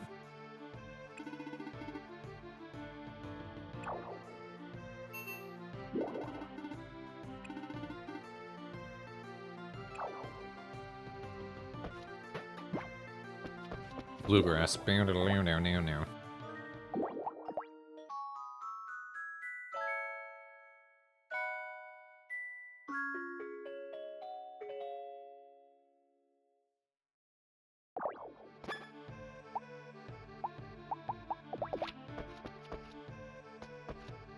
Alright, bring it on. I am doing no damage here. Okay, that was actually quite a lot of damage.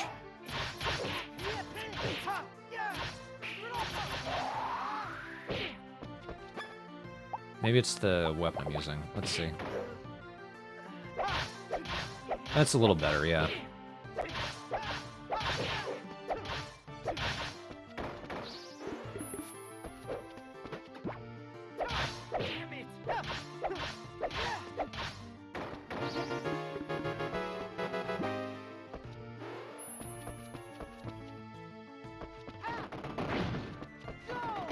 Oh yeah, that's a lot better.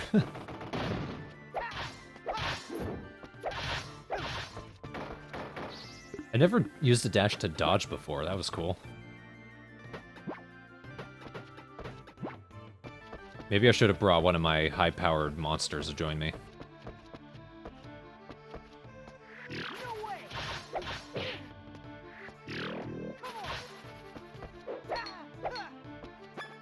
That doesn't work.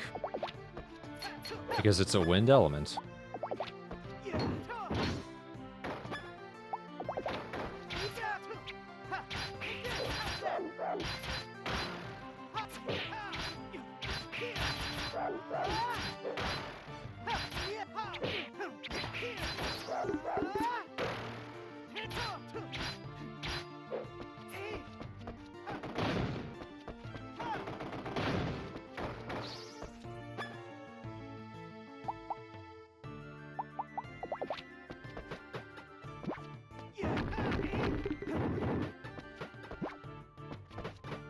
Guessing this is just a wind rock.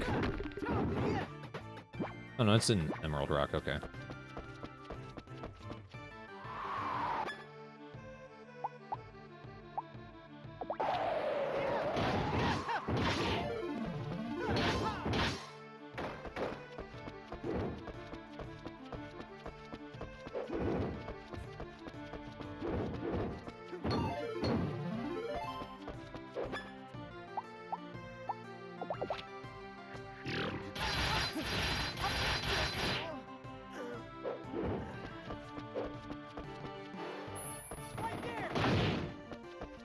As opposed to the other way.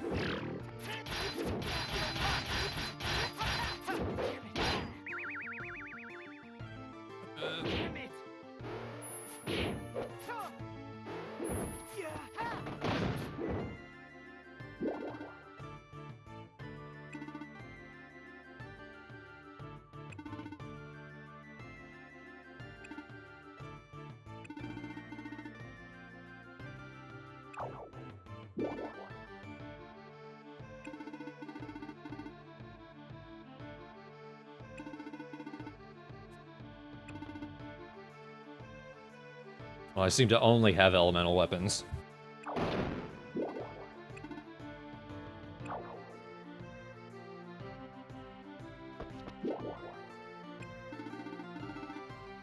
God damn it. Really quite kind of hate those guys.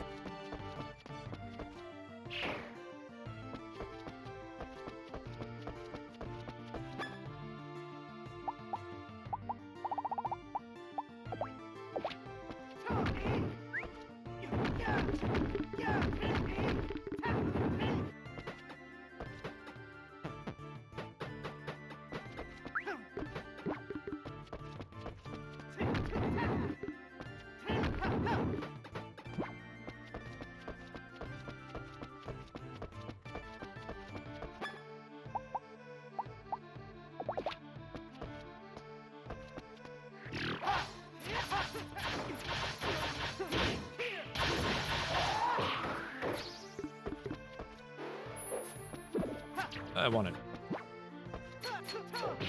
God damn. These things are gonna be the death of me.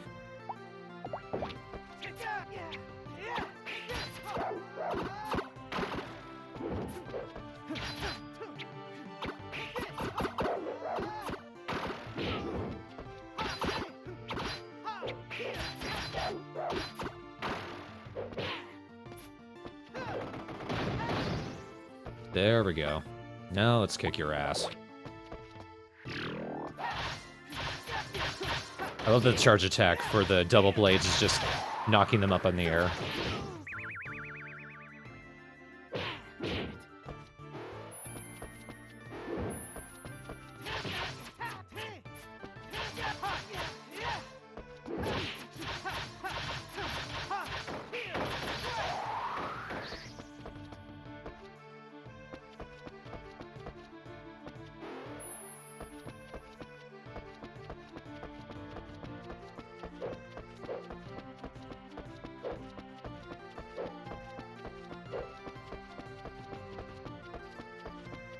That's a good way to get myself trapped.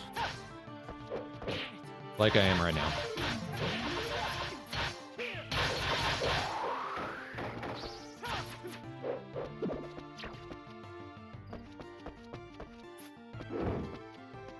Woomph.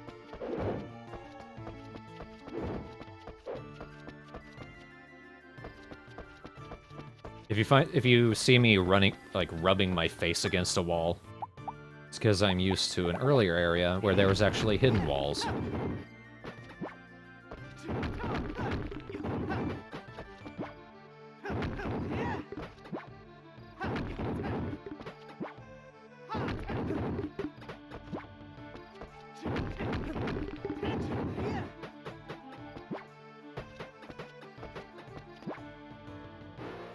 I'm gonna try something. See if these guys like it.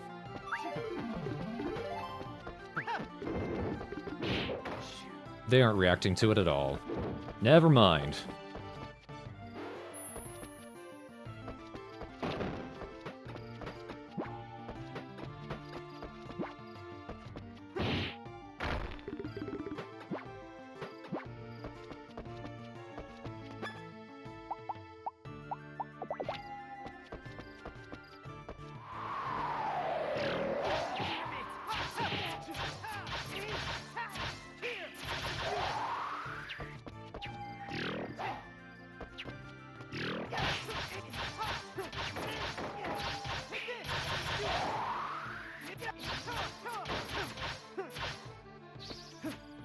Freeze! Yep.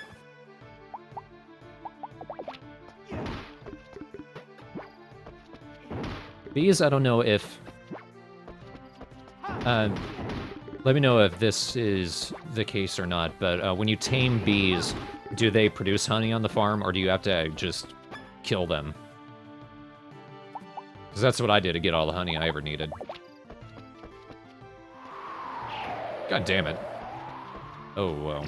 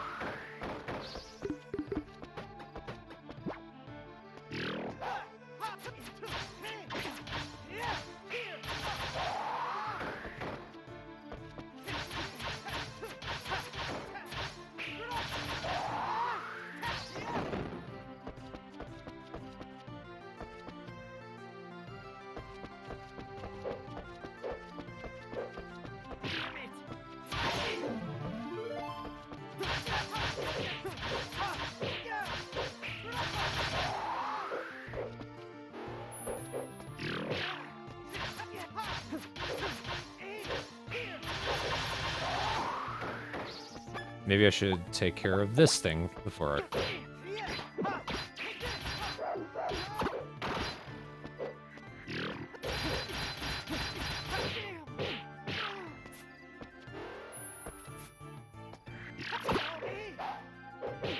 Man, this is the toughest place I've ever been in.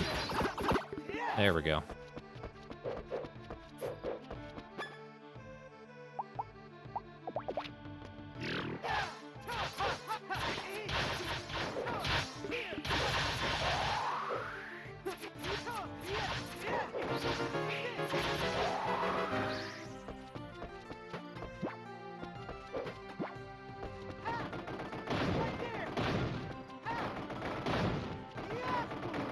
Oh, that's a good way to tell that you've run out of stamina.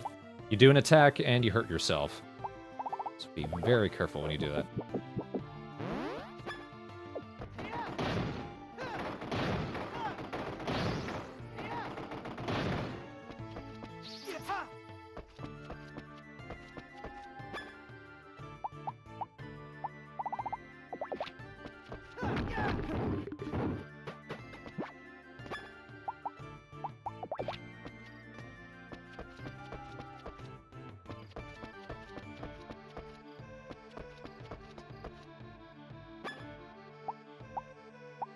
I don't want to leave all this shit just lying around.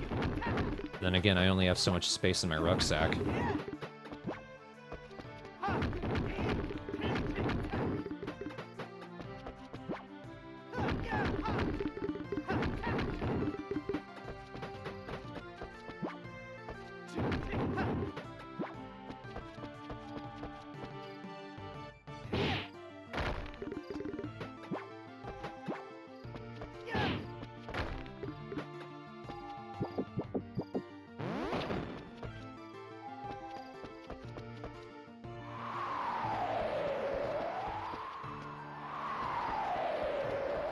Yes, I did it.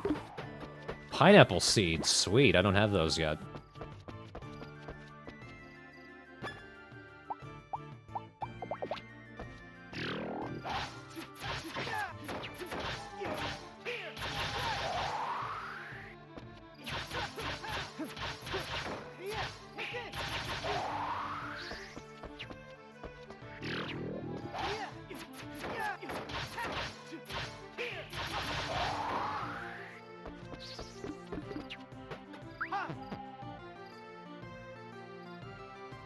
Yes, it worked.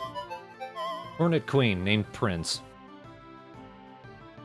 Okay. Throw out name suggestions, folks. Oh, here's something cool I haven't seen yet. You can actually tilt the 3DS controller around, and that's how you adjust the image.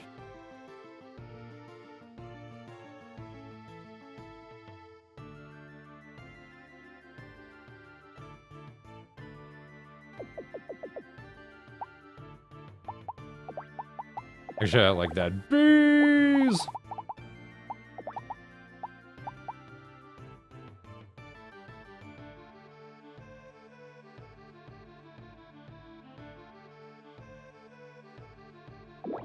I like bees.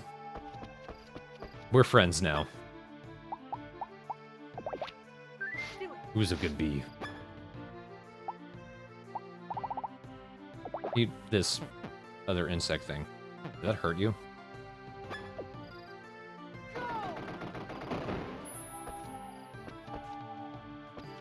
Pet the bee.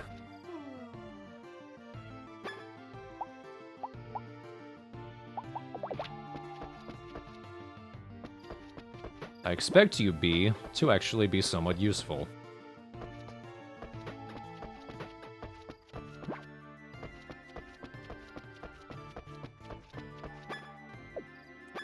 Pretty sure this is just iron, but doesn't hurt to check.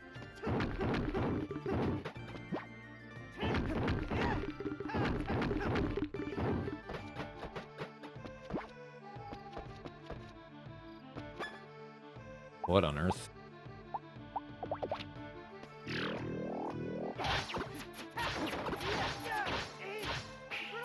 Bees, you're helping. You're helping them. I think it's just question marks. I have no idea what that thing was. And I just murdered it.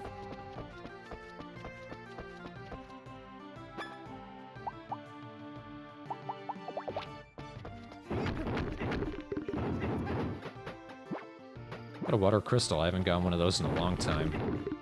This is probably around the point where you just collect a bunch more. And light ore. Never seen that before.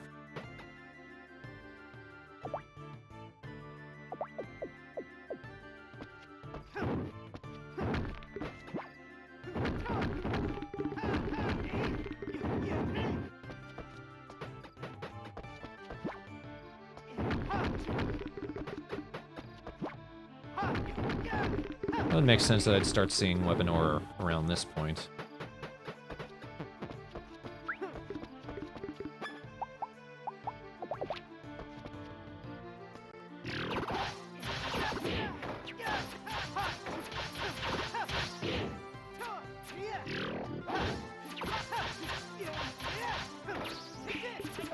Okay, all Bees is doing is just helping the enemy, so you go home.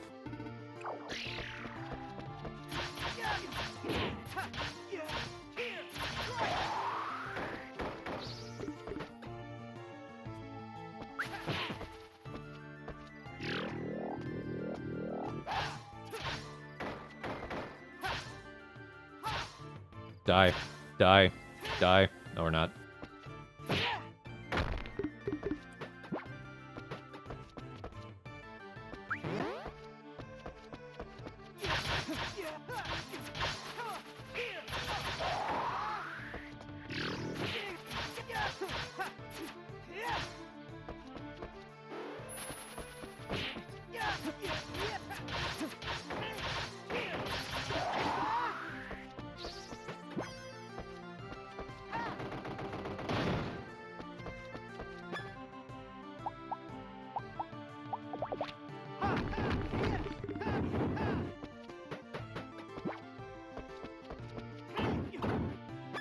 What the hell? Seriously?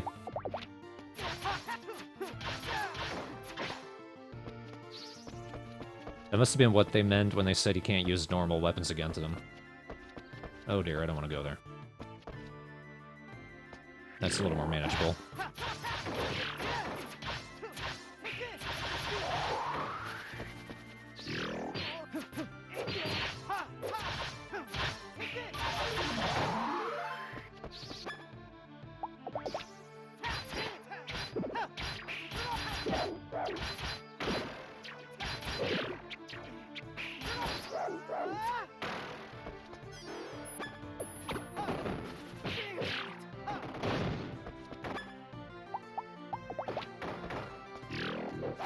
Did you just fall asleep while you're fighting me?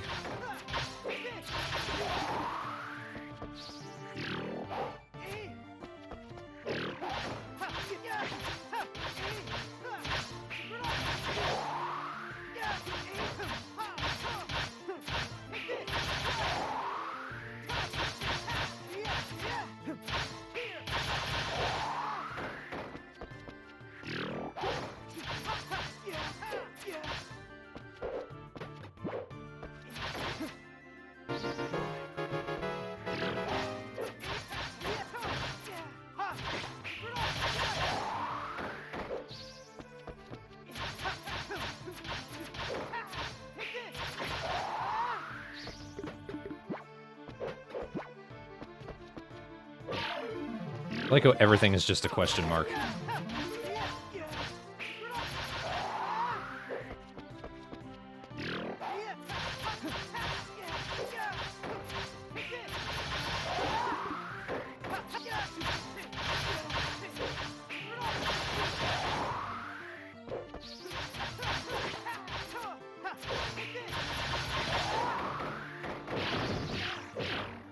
Oh man. Man with no corners. Waka waka waka.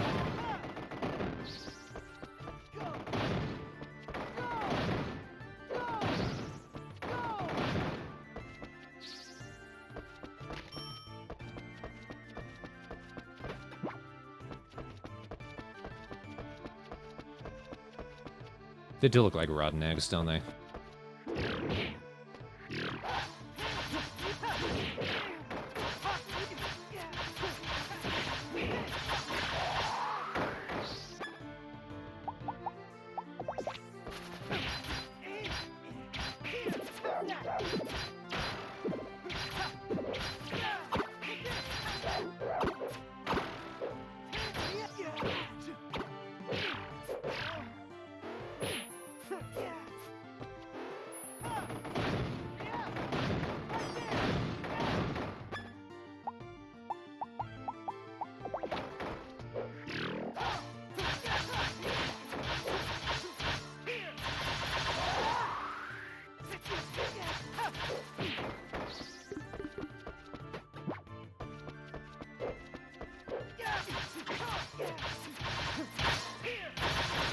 What, radioactive rotten eggs are delicious?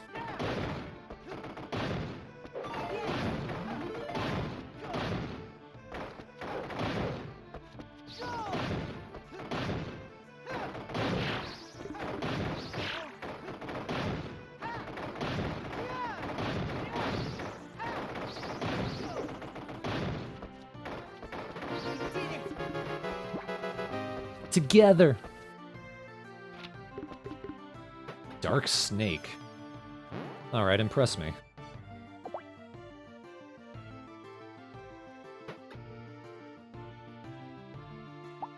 Destroys everything in its path. Let's try that out then.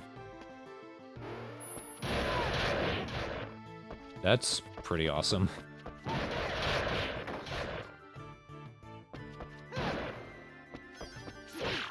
No, I just need to get the hell out of here.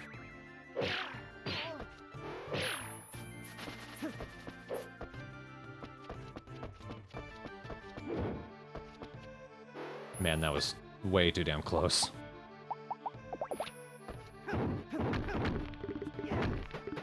Dark snake.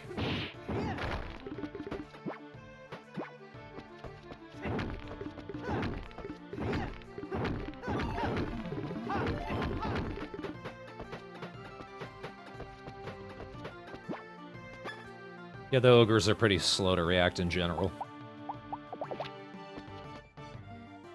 This is one of the ways I almost beat them in that monster fighting contest. Just because they took so long, my chickens were just able to dance around them, but they ended up doing too much damage.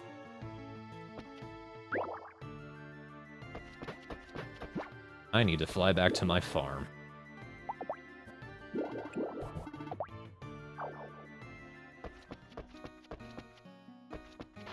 Here it is. Awesome. Colossal pink.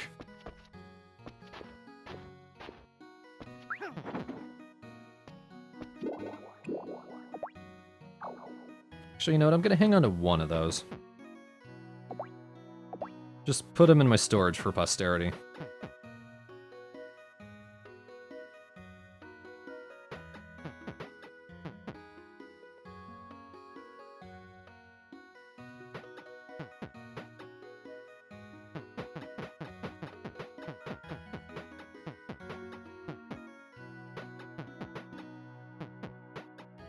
And remember, I need to hang on to this thing.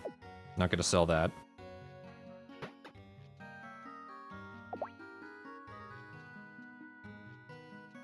I'm not too concerned about it growing well or not growing well at all.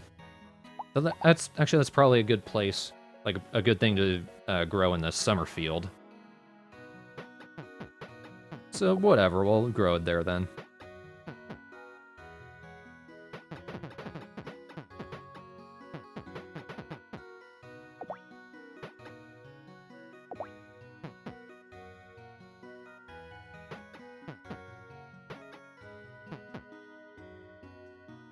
Ogre's fingernail or giant's fingernail.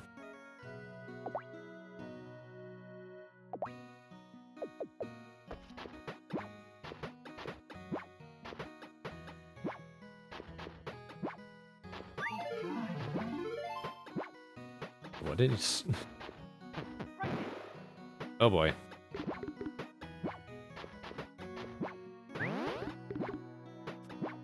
Too many fucking turnips.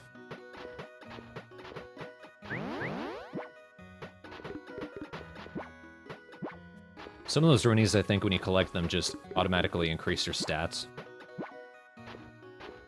Come on, Dungeon Flower. What level's it at now?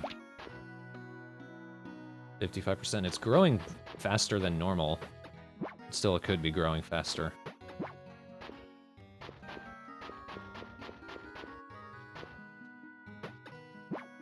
Onions, nice.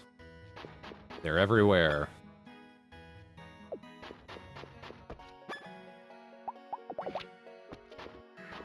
Wait.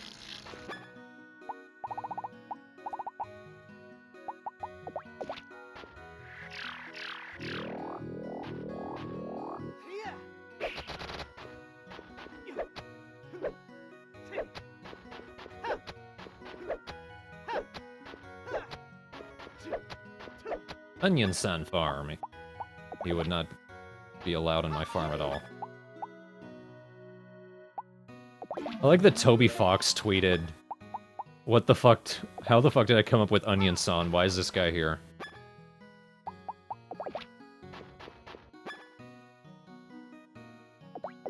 Actually, I've got enough fodder as it is.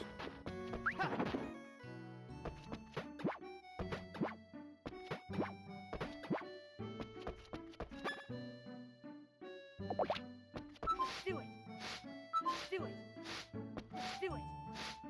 Do it. Do it.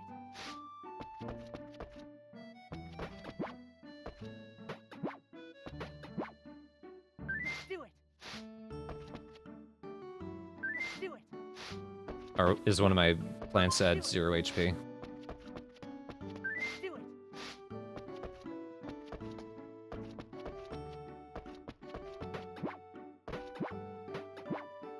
Do it. Do it.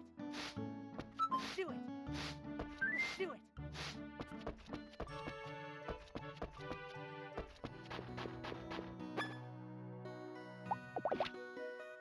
Yeah, that is a really low health. Alright.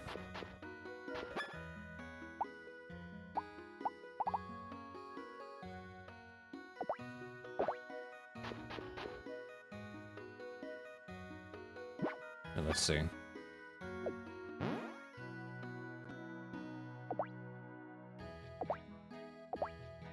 See if this will work. I'm just gonna place one of these clovers right there.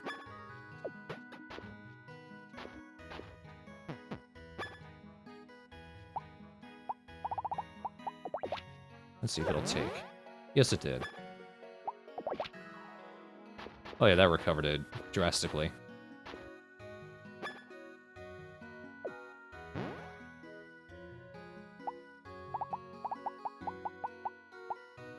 Yet another element I need to keep in mind that I've completely forgotten about.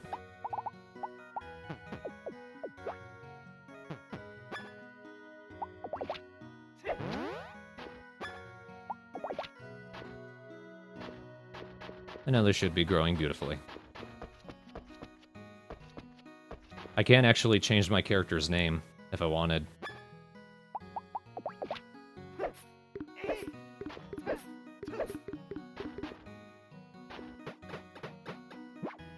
There's a person who just wanders around town saying, "Would you like to change your life?" Mistress Troopin is her name.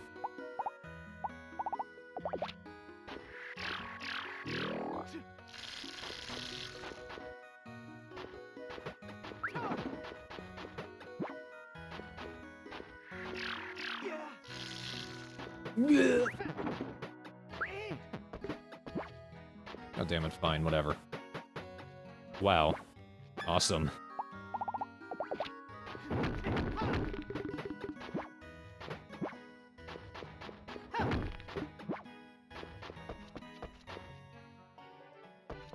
Honey, sweet. Do it. Do it. Do it. Do it. Green would actually be kind of useful in that area because she does magic attacks. At least I would expect so.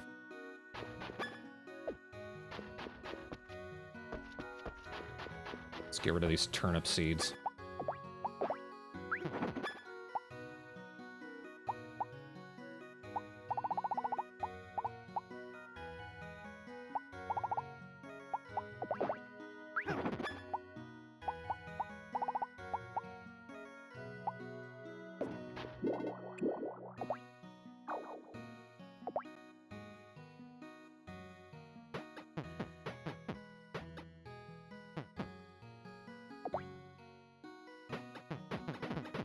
Iron Leaf seems like something you could just easily stab yourself on.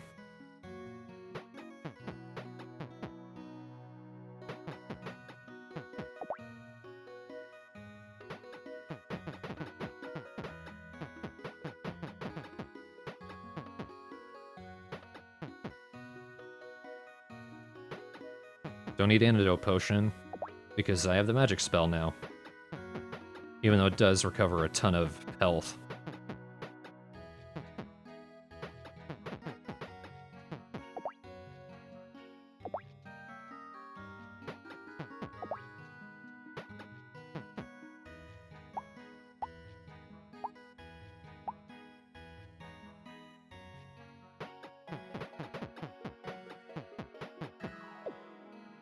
Actually.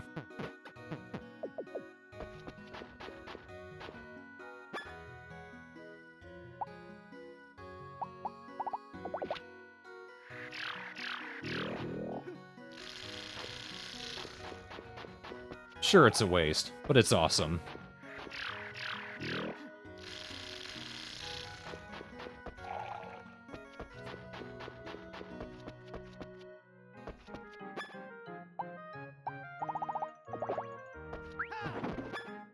Ah. No.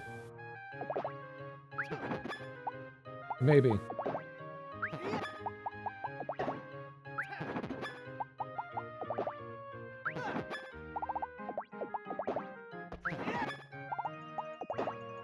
I like to just hang out in this area and as I scroll through my stuff, just throw them into the different boxes. It's kind of therapeutic. Oh, wrong thing.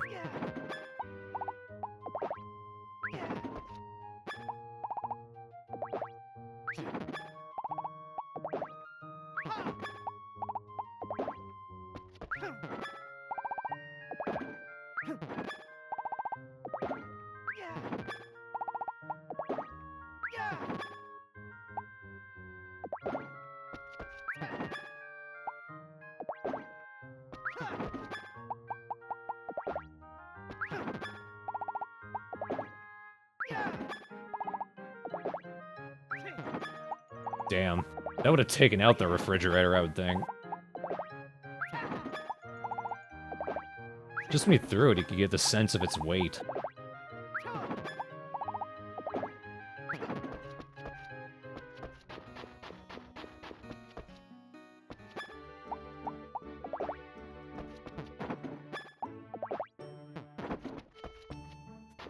I've never lost so much of a day that quickly.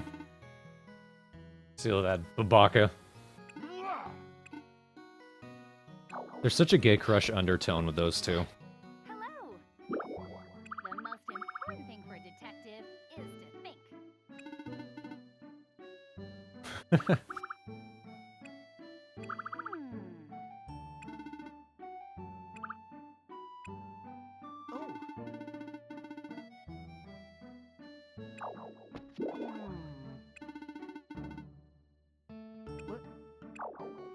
Making sure... What? Wow, you're a great brother. Cool, one of the things you can unlock in the inn is a fish market. Who comes to town? Basically just sells back fish that you've sold before. Now I'm just gonna pour water on your pants.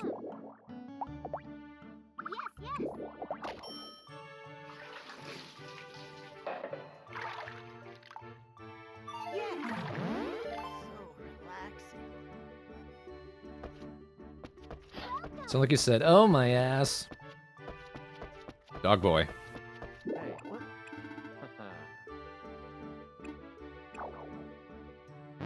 And he has schizophrenia. Excellent.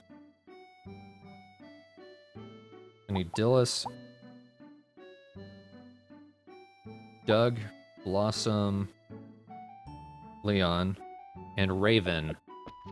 I need to get them up to level 5, and then I can do another request, which is just having you get everyone's friendship up to level 5. Pretty easy. Here, have this. How? I can have this? Thank you.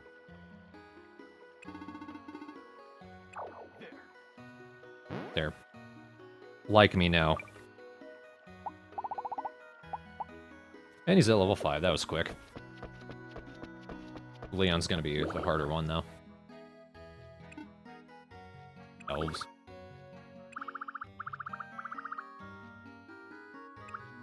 But for some reason, Doug, who is about as tall as I am, is a dwarf.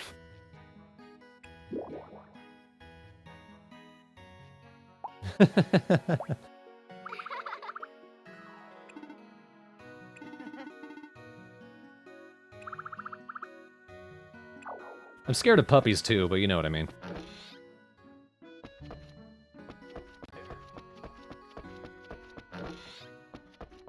Hi, welcome.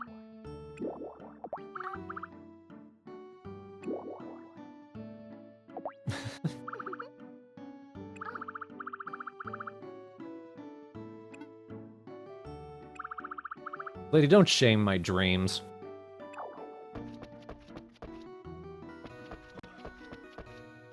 Yeah, I'm guessing in this game, dwarf just means someone who works with tools. But all Doug does is work at the general store.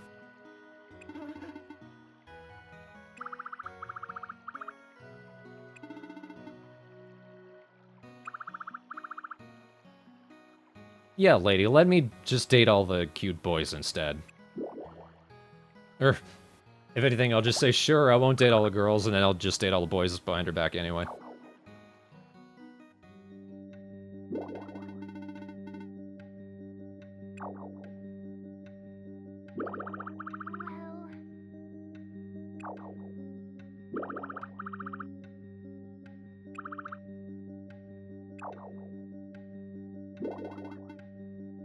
Yes. There's something kind of 80s post-punk about this music.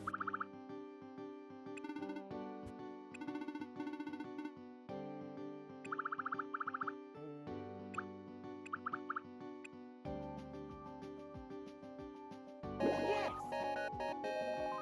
Yes. Thank you very much. Ah, friendship. Let him know I'm terrified of him.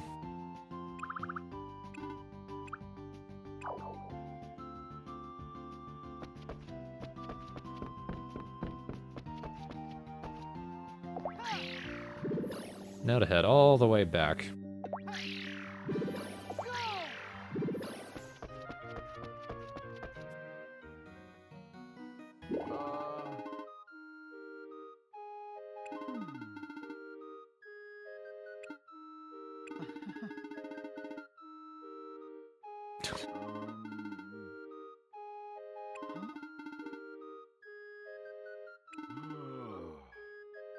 Uh-huh.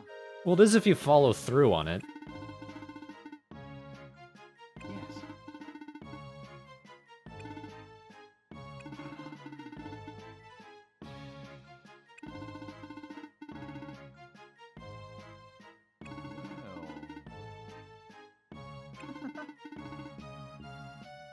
Oh. Huh? He is a dweeb. Yeah. But he's nice enough, I guess. I like that he's a prince, but he's very insistent on doing his work himself.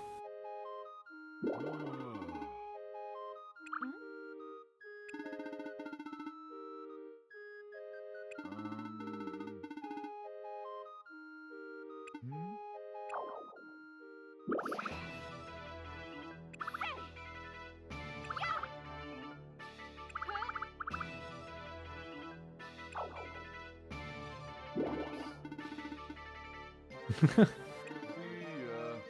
See ya.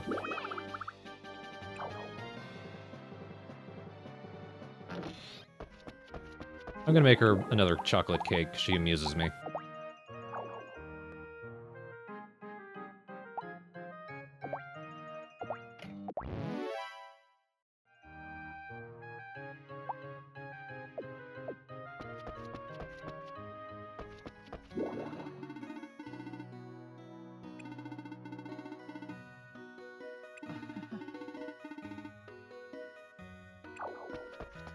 You never know. This town's full of idiots.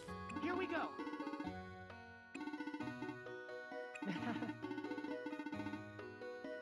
I did it! Time Wonder what for that lunch break. tune was signifying.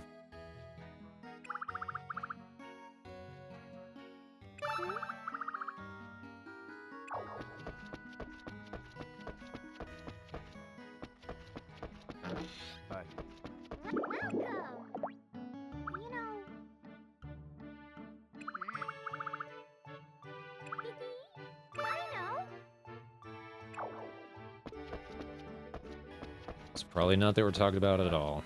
Wait, get back here. I want to be friends.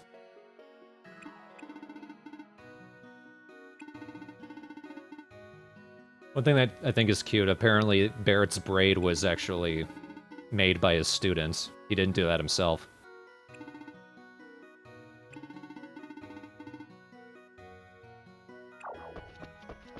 Ah, you secretly romantic. Maybe.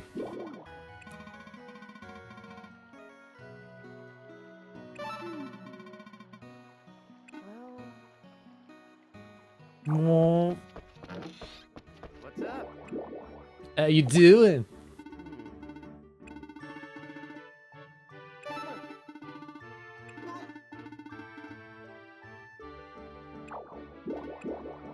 One of these days I'd like a game from Japan that was actually localized without the... It's not like in there anywhere at all.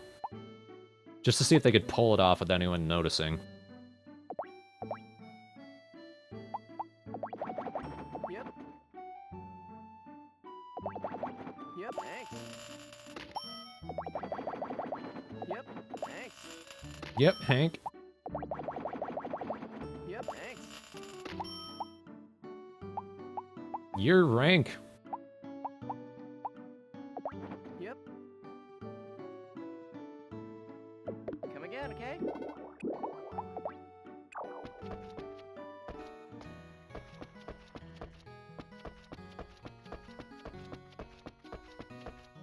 Hello. Hey.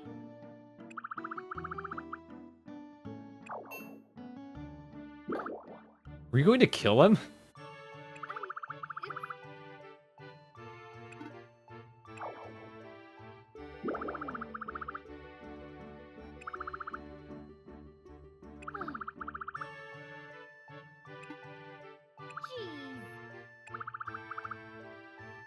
Is that true?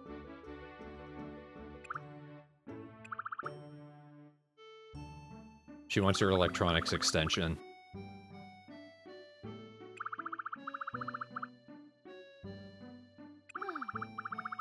That's actually kind of... Something I really like about Botto is he's so lazy that he allows you to buy things from his shop when he's not there. There's literally a sign that says, I follow the honor system.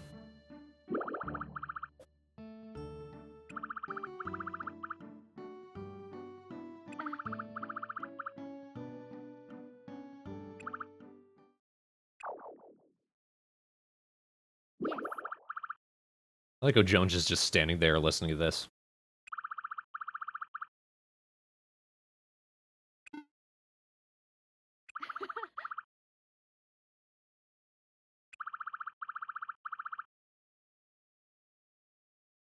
However,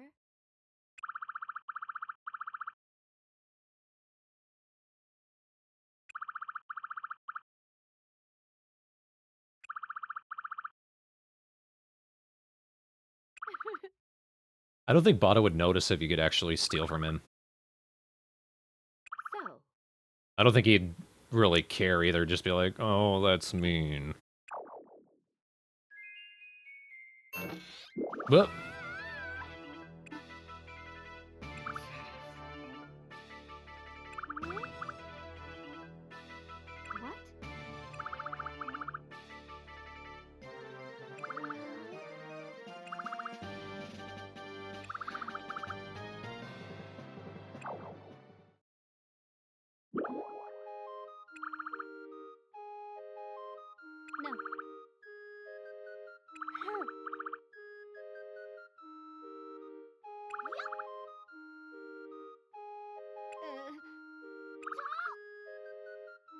No. no, that's a good description of her. Forte secretly loves cute things and sweets.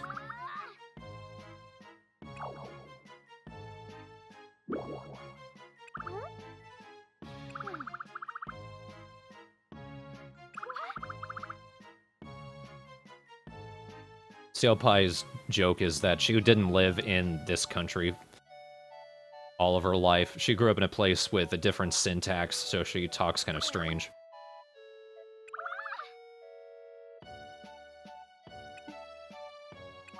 And she's clumsy, because of course.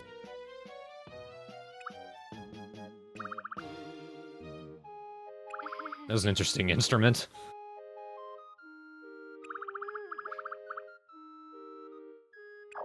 Bado.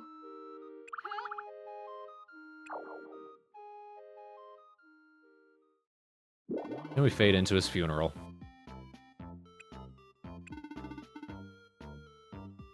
Yeah.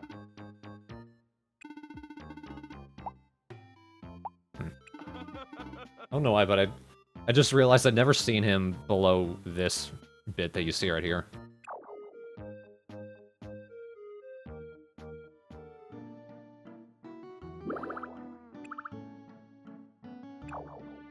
Whoa. I like it. You can, as you go through the town, you'll see people just walking around carrying things. Is it this late already?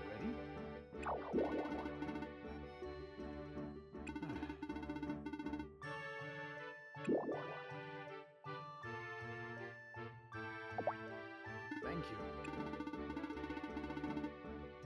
What? Well,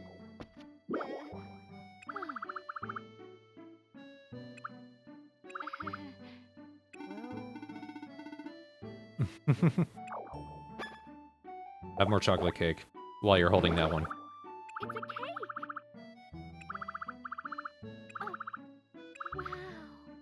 Oh. Wow. Wow. Still level 7. I'll take a chance. Huh?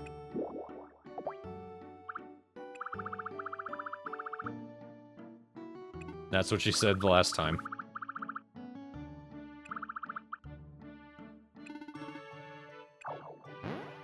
Did that hurt anything? Nope. Whatever.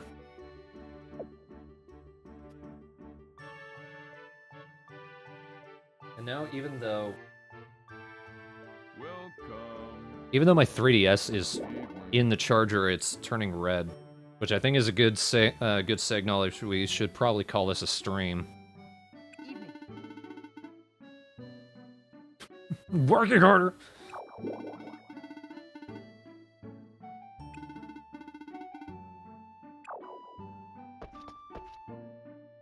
Are you just gonna? Okay. Evening. But all right. Thanks everyone for watching. If you have a 3DS and you're at all interested in Rune Factory or Harvest Moon, definitely give this one a shot.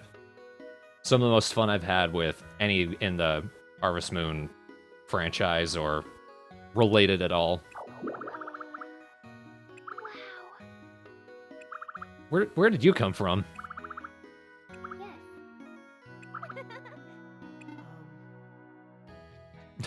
Yes. It's a fun game. It's got sweet characters. There's a lot to do. And there's no day in-game that seems to get old for me.